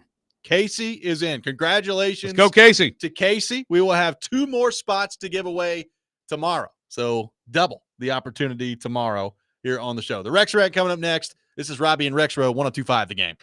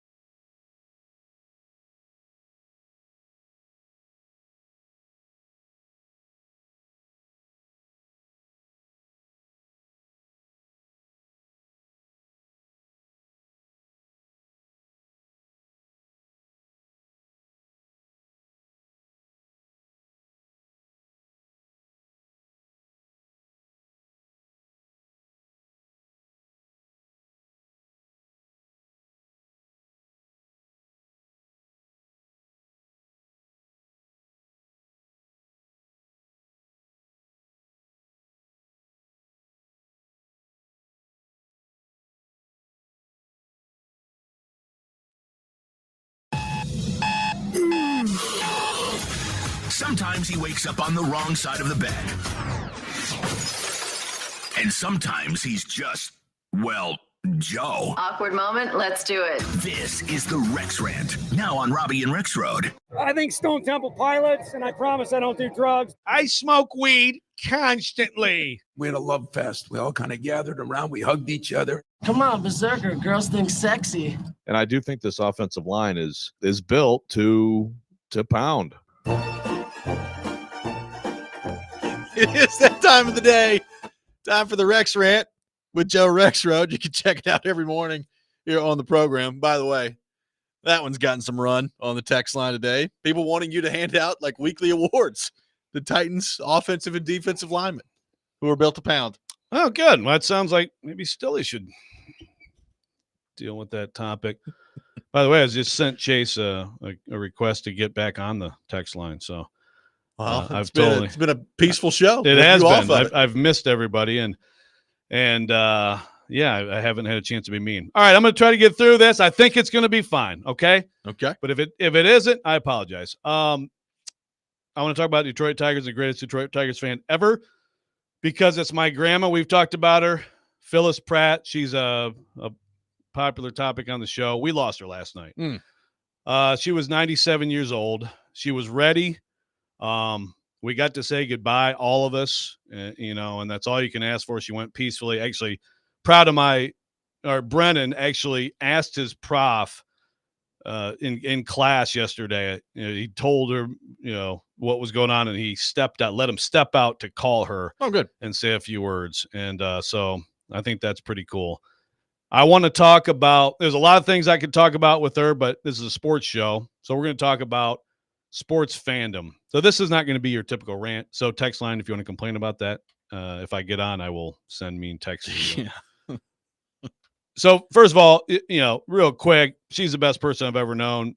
And she also is probably as responsible for me being a big sports fan, certainly a Detroit Tigers fan, as I wear this, if anybody can see my shirt here, which doesn't fit me at all. But this shirt I wore the last time I went with my grandparents to a Tigers game in 2006. Okay. And I still own it, and it's the beautiful Tigers logo. So Phyllis Pratt, the Detroit Tigers have won 4 championships. She was a 7-year-old girl growing up in the throes of depression in Back Creek, Michigan. They're like waiting in line for loaves of bread when Charlie Gehringer, Hank Greenberg, and the boys beat the Cubs in 1935. Yeah. She's 17, dating my grandpa, who was shipping off for the Navy in the late stage of World War II. 1945, beat the Cubs again. Hank Greenberg, Hal Newhouser. Great time. It sounds like an amazing team. 1968, she was 40, raising teenager. My mom was a teenager. Denny McClain, Mickey Lolich, incredible comeback to beat the St. Louis Cardinals. That's 1968. And in 1984, she's 56, grandmother. We lived in Saudi Arabia at the time. She sent me every single newspaper clip of everything from that. And, we would talk to them like once a month. And so we had a call, and there was nothing about how's school or what's it like living in the desert. It was just we're just talking about Trammell and Whitaker and the Detroit Tigers. We could just get a third baseman. Yeah. Yeah. We had we had Hojo, we had Tommy Brookins that year. But I mean, they took me to my first Tigers game in the 70s. They took me to probably more Tigers games than I've probably been still to more Tigers games with them and we lost my grandpa 15 years ago than anybody else. Grandma was, and my kids call her Gigi. Great grandma. She was a huge sports fan in general. When Vinnie Johnson beat the Blazers in 1990 with the shot for the Bad Boys that went back. I was at her house. We were hugging, but it was about the Tigers. I mean, she would tell me about the Rocky Colavito trade of 1960. And she would tell me, I wish you could have seen her favorite Tiger of all time, Al Kaline, play the game at his best. She was an incredibly kind woman, except when Bo Schembechler fired Ernie Harwell. And I wish, as we go through her stuff, I need to find this because people were so mad. For anybody who doesn't know, Ernie Harwell was, to me, the greatest announcer of all time, radio announcer. I mean, so many nights that we would just listen to the games together. The late night, go to 1 a.m. West Coast games, listen to Ernie Harwell. But Bo Schembechler thought they needed more of like a homer, like a bit excitable. It's like almost ruined his his legacy. It did as a coach, but it was unbelievable. So the Detroit News and Free Press would printed I swear they had whole sections devoted to letters angrily screaming about this move. She had a letter printed in the Detroit News complaining about it. And it probably was like still kind of nice knowing her, I'm really kind of disappointed in you. I need to find this letter as we go through her stuff, but it was printed. So we were excited about that. In 2002, I did a story on Ernie. I went with him, hung out with him for a day. It was his last year in the booth because he did come back. Yep. By the way, they righted the wrong after not too long with an ownership change. And Mike Ilitch actually righted the wrong. So I'm interviewing Ernie all day, but of course I also spent a bit of that time telling him all these things I'm telling you right now. And I remember, I'll never forget, he said, well, you just make sure you tell your grandmammy hello from me, Ernie Harwell, straight from Georgia. She also in Florida, there were a lot of lean years with the Tigers. And, over the years, they moved to Florida and then they lived there full time. The reason we went 06 our last one, because they moved out of Michigan. They stopped coming to Michigan. Yep. And so she became a Devil Rays fan too. And now they're the Rays. And, I got it. I understood it. It's like the Tigers are cheeks. And so I think that you should have another outlet for your baseball love. But my Uncle Bill, also someone we've talked about on the show, the huge Lions guy, he has been really taking care of her a lot, here at the end. And he said that she actually, in the last few weeks, just ditched the Rays. She ditched get the Rays out of here. I only want to watch the Detroit Tigers. I appreciate that. All of this is to say, if you noticed, I just laid out the entire 4 championships the Detroit Tigers have won. One of them when I was 11. Yeah. Detroit Tigers, I ask of you, can you win one for Gigi? Yeah. Can you win one for Gigi? Please. Rest in peace, Grandma. I love you. And Detroit Tigers, I love you too. I'm making a bet on the Detroit Tigers right now. Yeah? Yep. Okay. Right now on FanDuel Sportsbook. By the way, plus 900 odds to win the World Series. The third best odds behind the Dodgers and the Brewers. Tigers at plus 900. Third best odds. If they do win it, in a way, it's sort of like, so you couldn't have won that while Gigi was around. Yeah. But also, I might think that maybe she had a hand in it too. I would say so. Oh, I've now become a huge Tigers fan. There we go. The rest of the way.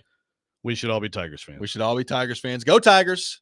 Go win the World Series out there. Charles Robinson will join us. Coming up next, we will get into the Titans and all things NFL with him. Robby and Rexrode, 102.5 The Game.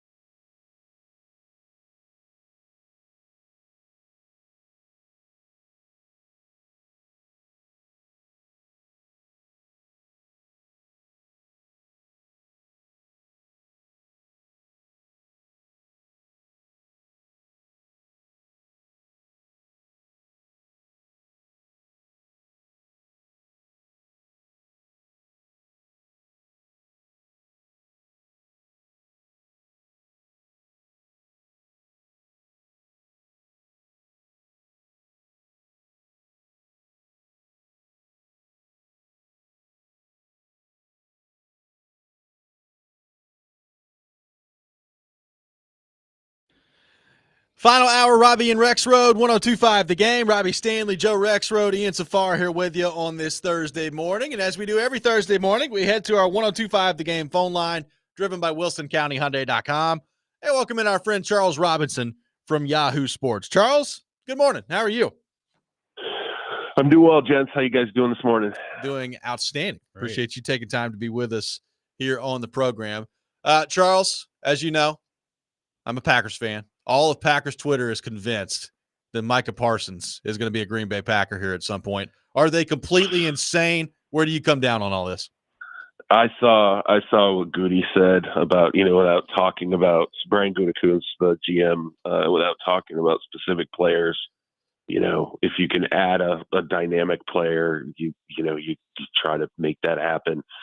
I don't know, man. I can tell you this. I know Micah going and getting a second opinion on his back is not good. Like we were talking about that on the podcast. I guess it was Tuesday, and Andrew Siciliano, brought up this idea that Brian Schottenheimer comes out, says he had a conversation with Micah Parsons, and Schottenheimer previously said that they had him do an MRI. The back looks clean. They're ready to start talking about what's the ramp up process for the Philadelphia opener.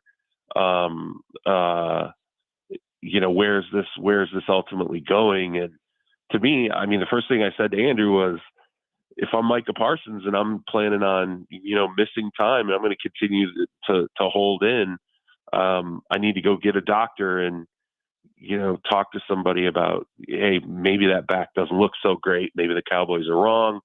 Let's open this argument. So, yeah, it's kind of nasty territory. And if it's going to motivate a trade, it's going to be Micah Parsons saying, I'm not getting out on the field, and I'm going to find a doctor who will, pass me off as not being medically ready to go with a lower back problem. And this has gone to all areas of nasty that I really didn't think were going to transpire. But the second, to me, Jerry Jones came out on the Michael Irvin podcast and said, we tried to send the contract details to David Mulugeta, and he told us to stick it up our bleep. I was like, okay, well, now we're getting into this, and that's going to be a turn for, a much worse outcome. And here we are. I do think, I will say this, I think it's possible now. I think if he's not going to play games for the Cowboys, he's going to start digging up doctors to make the argument that he doesn't have to play games. I think that could irritate the Cowboys enough that they could say, all right, let's see if we can get a couple first round picks and some good players out of them. So we've moved out of, hey, let's create a little fodder, a little content, into, the Cowboys might actually completely blow this. Yeah, I mean, I think it's like you always look for when does a line get crossed that doesn't normally get crossed, and Jerry coming out and saying what he said about, David Mulugeta telling him to stick the contract, negotiations that they had privately with Mike up their rear. That just doesn't happen. Like, that's not in all the other negotiations where you sit there and go, oh, there's been strained, contentious negotiations. In particular, I always think of Dak Prescott, because the Todd France, Stephen Jones back and forth behind the scenes during that negotiation at times was pretty bitter. And it happened twice on two contracts. But at no point did Stephen Jones or Jerry Jones come out and go, make it public. Here, yeah, exactly. Here's this, this exchange. And that's another thing too, is like Jerry Jones is sitting here going, I'm trying to pay a guy, $140 million guarantee, who knows where the guarantees will land with him. But, I'm trying to pay him $45 million a year on average. And for an agent to tell me to stick that contract up my rear, Jerry takes that personally, and for him to air it out takes it personally. And I thought, to me, the response to that was Micah walking in, to the preseason finale, eating nachos, laying on the table during the game, all that stuff. That's all theater. That's all back and forth that I think is pretty real now. And again, I think him going to get this second opinion on his back, he's going to try and make an argument that I can't play games, and I found a doctor to say so, and you can't prove otherwise. And so here we are. Charles, do you think this is going to be Travis Kelce's last year in Kansas City? And if so, how equipped do you think they are to win one more championship, given what the offense looked like last year and just how they got smoked by Philly in the Super Bowl? I mean, I feel like I feel like it's setting up that way. You know, he comes in, he's in, you know, shape. Like last year, that was the big problem. It took him, I mean, most of the season, or at least, you know, a large part of the season to really work himself in, you know, the shape he normally would be in when he would show up. And, you know, it just feels like this is what he's setting up to be the last hurrah. You know, you got the engagement, you know, gets announced before the season. Kind of feels like he's setting himself up for the rest of his life after football, and he's going to have no shortage of opportunities beyond football. And I think losing Rashee Rice for 6 games, and it's no surprise to me that he took the 6 games that he got, because I thought it could have been potentially double-digit, you know, suspension. It's going to hurt them early on. I'll say that the limited snaps I saw Patrick Mahomes in the preseason, he looked great.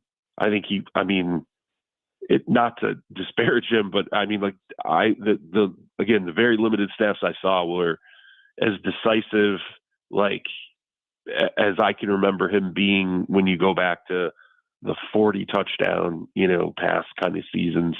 And I don't think we've seen that guy the last couple of years. And I do think part of it is the offensive line, part of it's the skill position players. But when you remove Rashee Rice off the field, I mean, you know, Tyquan Thornton, is he going to step up, you know, into a role where what's, you know, the running back situation going to look like with Isaiah Pacheco and Kareem Hunt?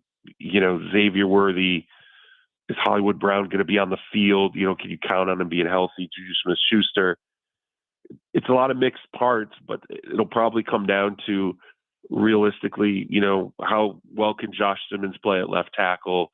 You know, what does Mike Caliendo look like at left guard? Can Creed Humphrey, you know, anchor the line and have them return to, you know, being the unit that they need up front?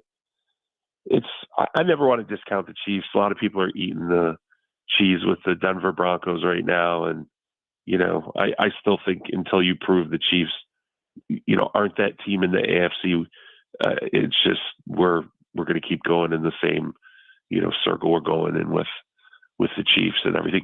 Let me ask you this. Frank Schwab brought up something on our podcast, and I thought it was, I hate talking about this engagement with Travis Kelce and Taylor Swift, but he brought up something I hadn't thought of.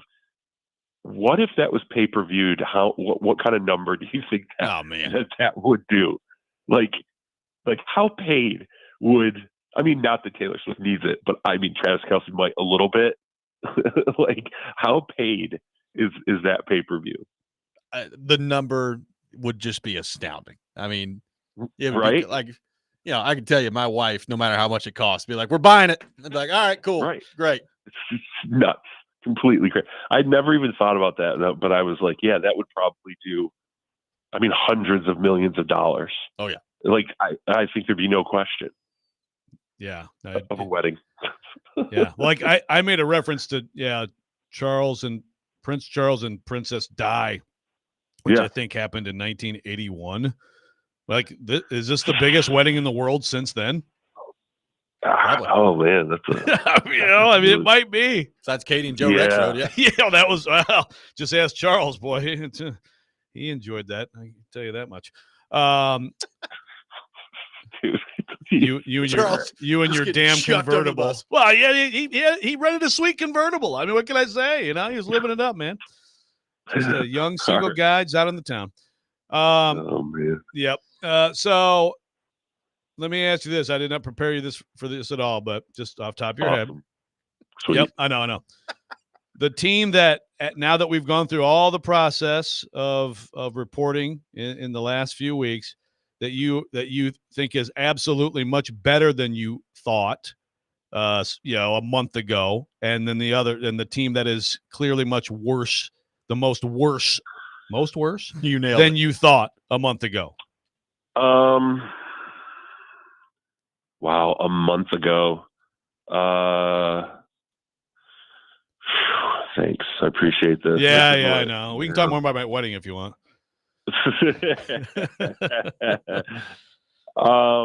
I don't know. I would say a team that I'm more worried about than I was when things started. I think that the Chargers, because I began the camp tour with the Chargers, and I thought, watching them, kind of looking at how things were setting up, I was like, okay, this is, you got Jim Harbaugh, you got the offensive line is solidified. You bring in Mekhi Becton for, right guard, and you draft Amari Hampton, and I felt good about it. And then Mike Williams, retires on day one of practice. You lose, your anchor left tackle. You're moving your right tackle to the left tackle spot. Mekhi Becton's injured the whole preseason. I thought by the end of it, and then, Najee Harris just isn't there basically in the preseason because of a fireworks accident. We still don't really, know what's going to happen now with the running back depth. It looks like he'll play week 1, but I feel like Harbaugh's even kind of being cagey about that. It's not a good feeling at all with the I'm like, man, they feel like a total mess, right now, and I didn't really expect that after seeing them early on in the process. And their coach has also been branded the biggest cheater in all of sports, by the way, even though he can blow that off. But that is like a thing. Well, it's a distraction. Right. The fact that we're even talking about, this whole idea of like, oh, is the NFL going to suspend him? And, that we're even talking about that. They did with Tressel.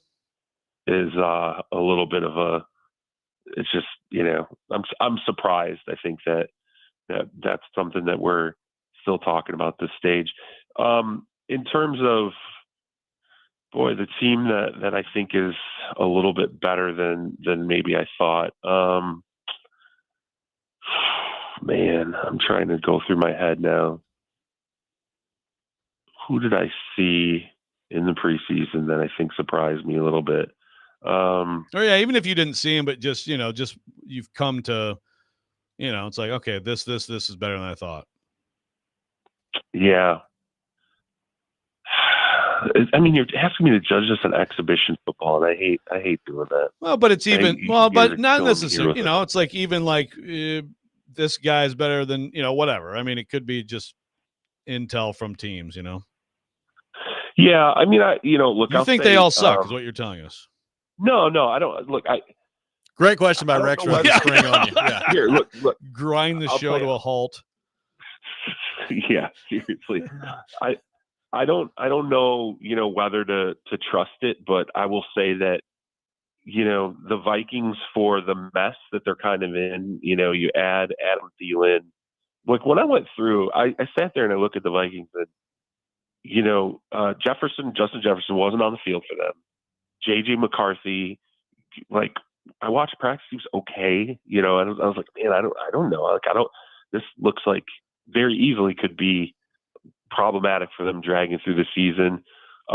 Jordan Addison suspended, to start the year. And that was like the one thing that JJ McCarthy had going for him was the connection with Addison early.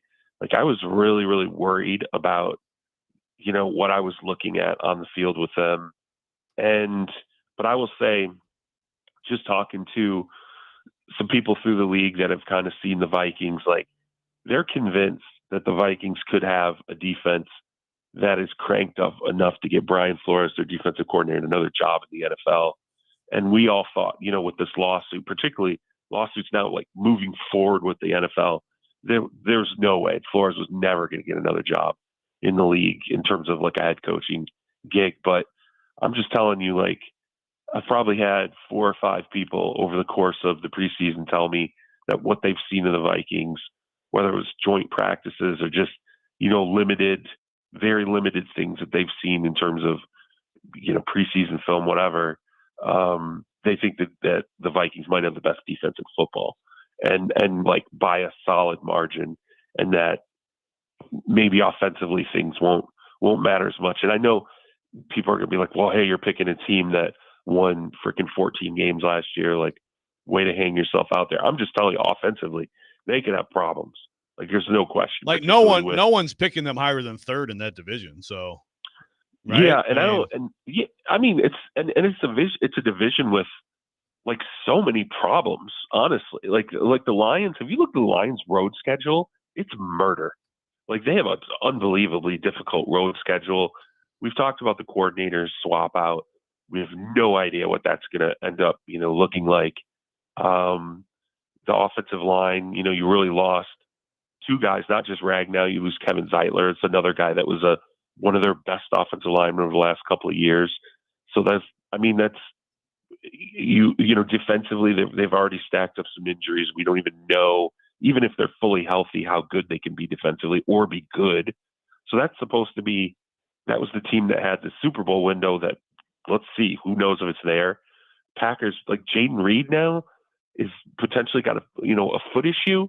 Like, how many, they're wide receivers. I mean, I feel like I'm like, do you just like, maybe just chalk it up and you like move on from all these guys and completely start over. Just throw every pass to Matthew Golden? Yeah. I mean, good Lord. Tucker like, Kraft, I Matthew can't. Golden. There you go. It's unreal the number of guys. Like, Robbie's like, go get Micah Parsons. I'm like, how about getting a wide receiver to show up? That'd be nice. Like, the balance of and maybe not drop balls, left and right. The Bears, I'll say this for Ben Johnson. I mean, there are times I was like, wow, like maybe he's got something going here.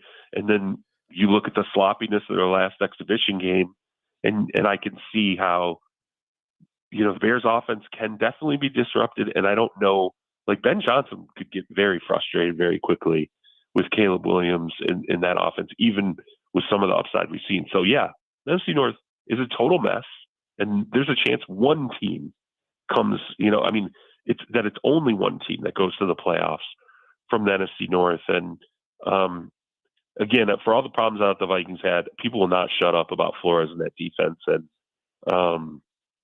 I think that's probably, if I'm not sitting here and just riding on the Broncos and, some of the other teams, I mean, I could tell you some teams that I think should be better. Like, I do think the Patriots should be better. Let's have another conversation about Mike Vrabel. And, oh, by the way, how he basically, like, their entire 2024 draft class, almost their entire 2024 draft class outside of Drake May, Mike's kind of like, all right, we'll just float them off into the ocean and not talk about them ever again.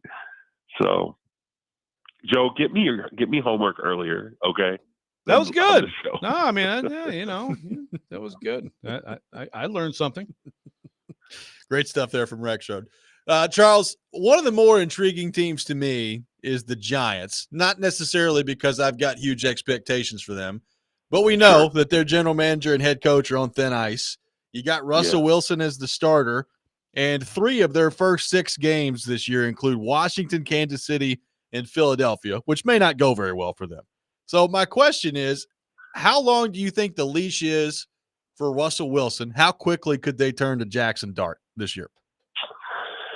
Well, I mean, I think, as you said with the schedule, I think that's part of why I thought Dart looked good in the preseason. And to me, I'm always like, well, when you draft a quarterback high, particularly the first round, and you have a veteran and you're looking at the two of them and it's close, usually NFL franchises will go, yeah, let's, forget it. Let's get the clock rolling. Let's get the rookie out there and start him. And it'll be difficult. We manage it early, but we get them, starting quarterback snaps, and, we go ahead and move this along.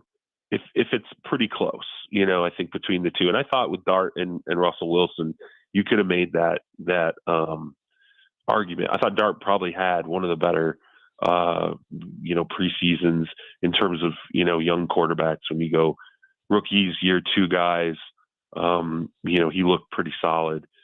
And yet you're rolling with Russell Wilson. I do think that's a schedule thing. I do think that the Giants are sitting there going, okay, we have no idea how good this defense ultimately is going to be. We have, Malik Neighbors, we hope the toe holds up and that he can be healthy and out there. Beyond Malik Neighbors, if you look at their wide receiver depth chart, it is rough. I mean, it's like Malik Neighbors might get like, if he's healthy for 20, for 17 games, he might get like 225 balls thrown at him this season. Like it might be that kind of a year for him. And so I think you preserve, if you're the coach and the general manager, what you're preserving is the ability to go, okay, we could have a rough start here and let's not push Jackson Dart into that. We can always turn into him and give ourselves some momentum, in the middle of October or in late October, if that's ultimately, what we want to do. Because isn't he really like their one hope to save their job? Like, isn't that kind of what this boils down to? Yeah. I mean, I mean, I mean, I guess I don't know any other, yes. I don't know any other way. To me, if he comes in and you can show momentum and there's growth there, you then have a front office that says, hey, look, we landed the quarterback. We can at least stack up Dart, Tyrone Tracy, Malik Neighbors, Theo Johnson, the tight end, I think is a guy that probably most people in the NFL who don't follow either Penn State or the Giants aren't really aware of who Theo Johnson is. I think that's a guy who could end up taking a big step forward as a tight end in year 2. So I think if you can stack up, here are the young pieces that we have. We're moving. Like we're turned. Let us ride this out with Jackson Dart. Yeah, I think that, Robby, to answer your question, that's the card you play to carry yourself. And frankly, I think ownership there would buy into that. Some ownership wouldn't. I think if it's David Tepper, he probably fires you like in week 10 and goes, yeah, we'll figure it out. We'll find out. We'll find somebody new for Jackson Dart. But, with Mara, I think he would hang on to that and say, okay, there were mistakes made, but we did land the quarterback we needed to land. And now we can ultimately move forward with this. So I don't think to me personally, other than, seeing how Dart plays, I don't know if the Giants are that interesting to me. I'm curious about Cam Scatterbo, though. It's Joe's boy. I don't know what this.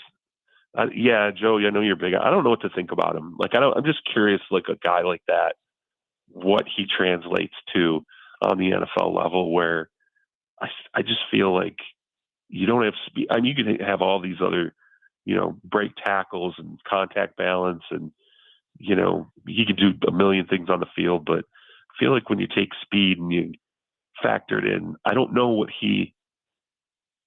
I don't know what he ends up looking like on the NFL level. I think people, I keep hearing like Peyton Hillis, like peak Peyton Hillis. I'm like, man, like this is the same. We keep doing this, man. Like every white receiver's Jordy Nelson or McCaffrey, and like every slow big white running backs, Peyton Hillis. I'm like, all right, and then it was like John Riggins after that. Hey, you know who he is? He's Jerome Bettis, and we're all gonna laugh at all of you haters by midseason. There we go. Bettis, come on, man. What was Bettis running coming out of Notre Dame? Not that fast. What did he run? He ran like a 4.7.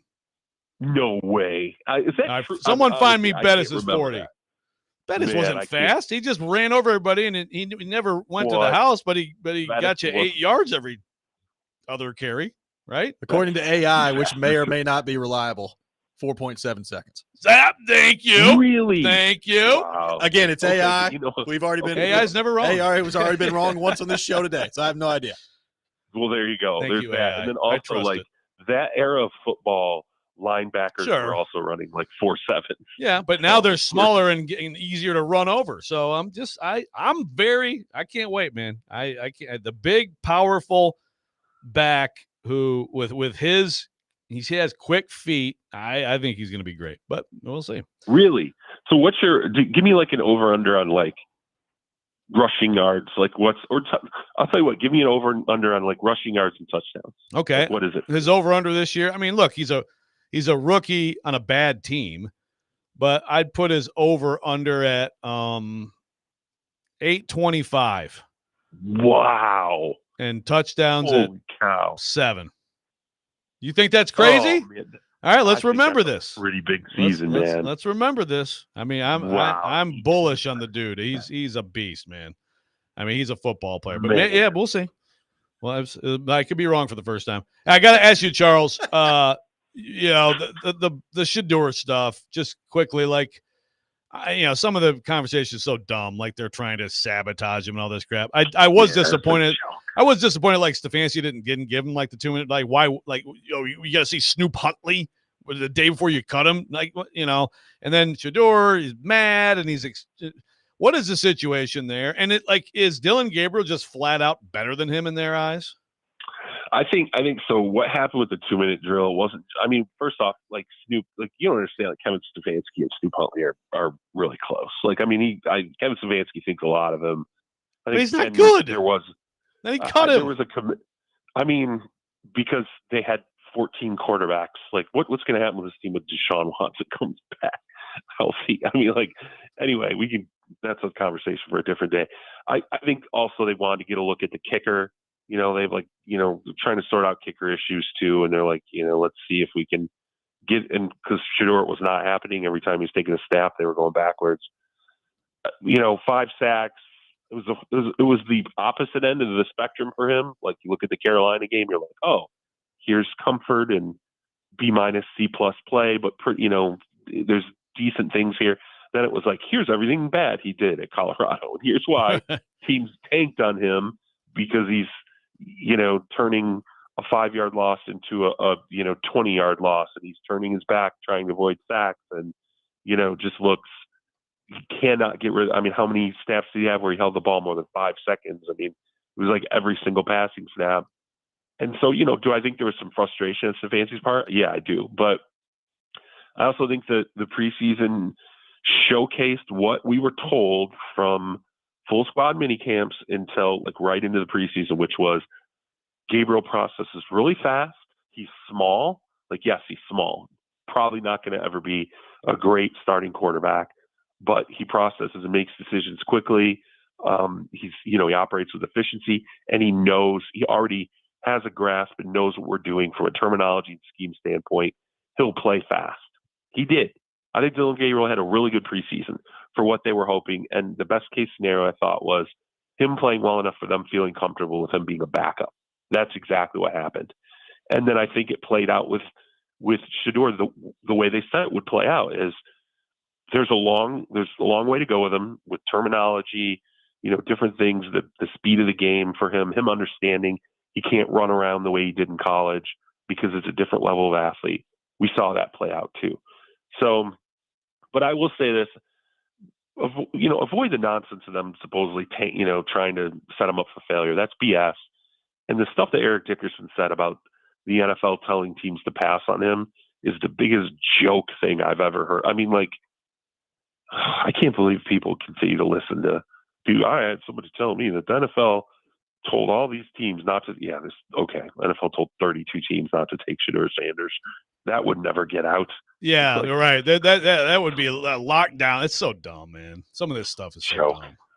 Yeah, that's the discourse. Let's get it going, though. That's it. That's it. Let's get. Next time we talk, we're going to be talking about some real football. That's right. Kicking off, so I'm excited. Very much excited about that. Charles, thank you for taking time to be with us this morning, brother. Appreciate it as always, and we will talk to you next week. Absolutely. I appreciate it. Now everybody knows that Jerome Bettis supposedly ran a 4.7 coming out of Notre Dame. New factoid of the day for me. Going to have to verify that. New Bettis coming up AI in New verified. York. We'll see. That's right. We'll see what it goes. Charles Robinson joins us every Thursday morning at 8 o'clock here on the program. We'll react to what Charles had to say coming up next. We'll get back into college football, week 1 beginning today as well. All that coming up. Robby and Rexrode, 102.5 The Game.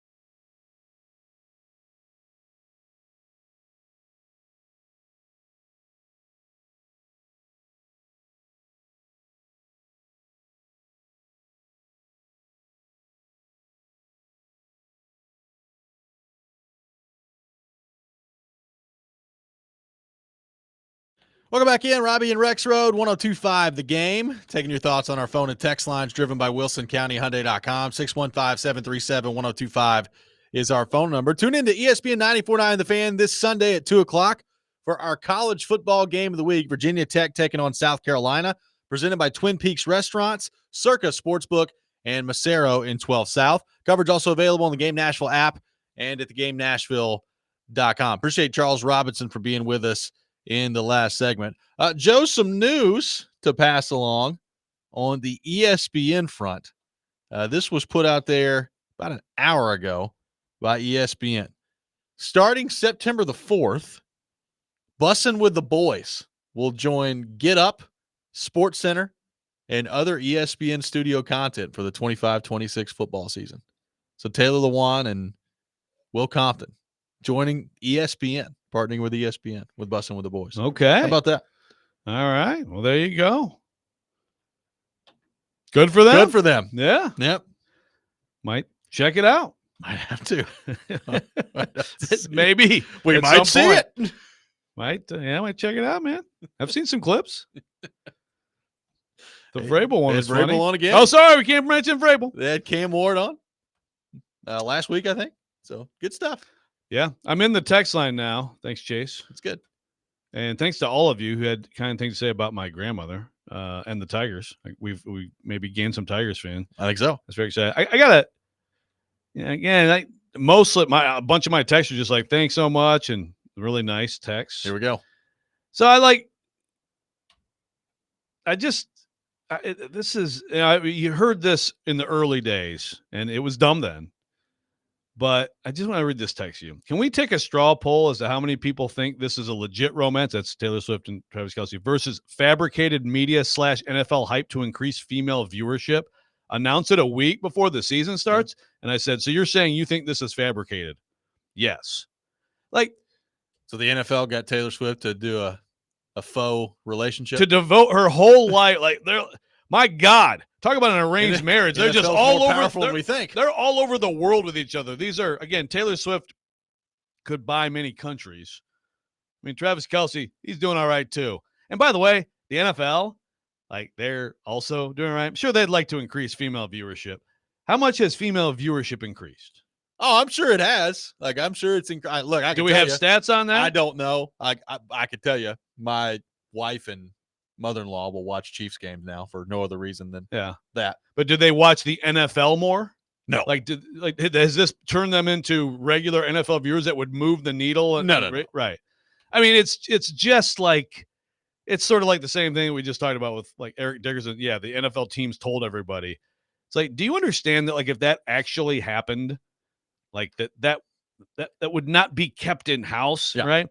And the idea that these people who are about to get married and spend their lives with each other, or start, or devote themselves to spend their lives with each other, and spend every waking minute with each other, that this is some fabricated thing. Why would you do that when you have more money than almost any other person in the world? Why are you? Yeah, let me be part of a conspiracy to help the NFL increase its viewership because I need more money. My tour only makes me billions. Yeah.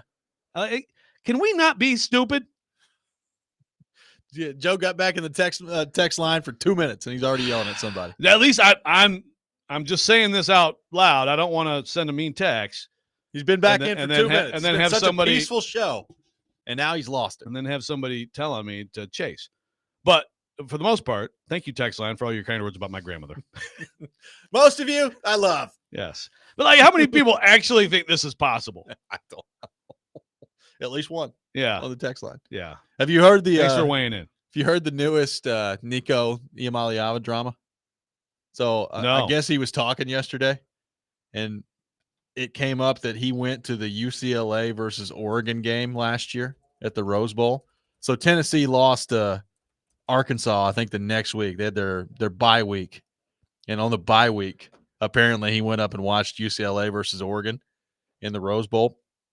And, there was that report, and I'm trying to remember, it was Pete Thamel that said Nico Iamaleava's representatives reached out to Oregon for the start of spring practice last year And now people are like, well, he was watching Oregon and he's at UCLA. So the groundwork was laid last year for Nico Iamaleava on the bye week. And then they came out the next week and got thumped by Arkansas, and he was terrible. Oh, interesting. Well, there's also, so John Talty, did you see his report? No. So John Talty, CBS, said he wrote something about the money, and he reported that he thought that they actually, I need to find it. We're trying to get, because the report was like trying to get up to 4 million, that they were trying to get it to 6 to 8 million. Okay. Yeah. Which again is like, if that's true, talk about overplaying your hand. Yeah. You were pretty good last year. You were not what people were hoping. The team made the playoff. The team made the playoff with a great defense and the SEC Player of the Year at running back. And you think that like you deserve to be paid way beyond the market for a quarterback in college football? Here it is. Apparently, according to this report, Tennessee was willing to go to the low $3 million range. Yeah. Which, again, to me, I'm like, really? But okay. And the report from Talty suggests that Iamaleava's camp was seeking an increase from $6 to $8 million. Yeah, it's just, I mean, the more that comes out, the more it makes sense where Tennessee's like, yeah, dude, you just go ahead. You take off. We'll see you. Yeah. I don't know if it's going to work out for him or not, but $6 to $8 million after that season last year. No thanks.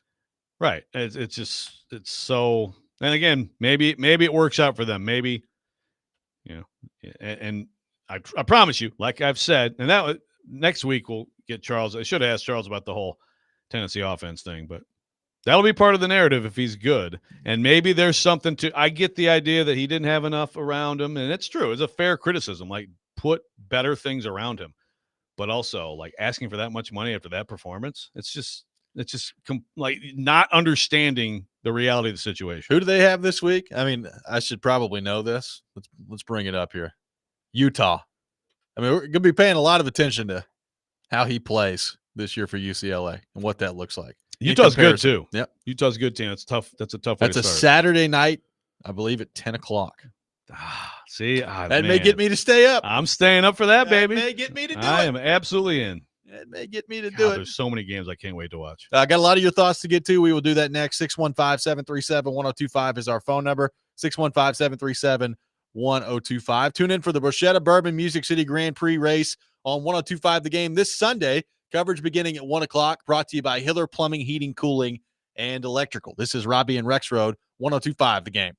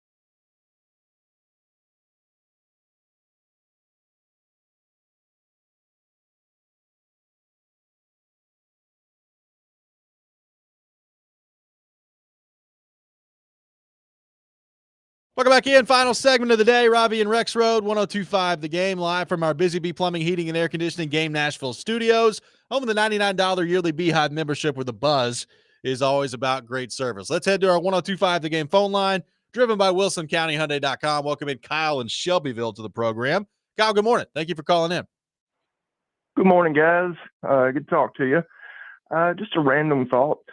I'd like to see Cam Ward win Rookie of the Year, and just wondering what kind of numbers do you think he needs to put up, and also who would be his biggest competition for the award? Thanks. Thanks, Kyle. I think his biggest competition may not be a quarterback. It may be Genty. Yeah. The favorite, I think the odds-on favorite in any book is Ashton Genty, I believe, from what I've seen. So, and we'll see if he has that kind of year with the Raiders. But I think he's obviously, he's going to be a centerpiece of that offense if he's healthy and all that. And then who knows? They're really, who are the, obviously like Shadur's QB3 with Cleveland. Who out there? Shuck is not starting. Hampton. Yeah, Hampton is another Chargers guy. could be. Look, man, maybe I'm overstating it, but I like what I'm seeing from Ted McMillan. He is T-Mac fifth on the list out in Carolina. So we'll see. Travis Hunter. Travis Hunter would be, if Travis Hunter is what they think he's going to be, then he will be in consideration. Absolutely. So, but what would he have to do? To me, it's like the Titans would probably have to.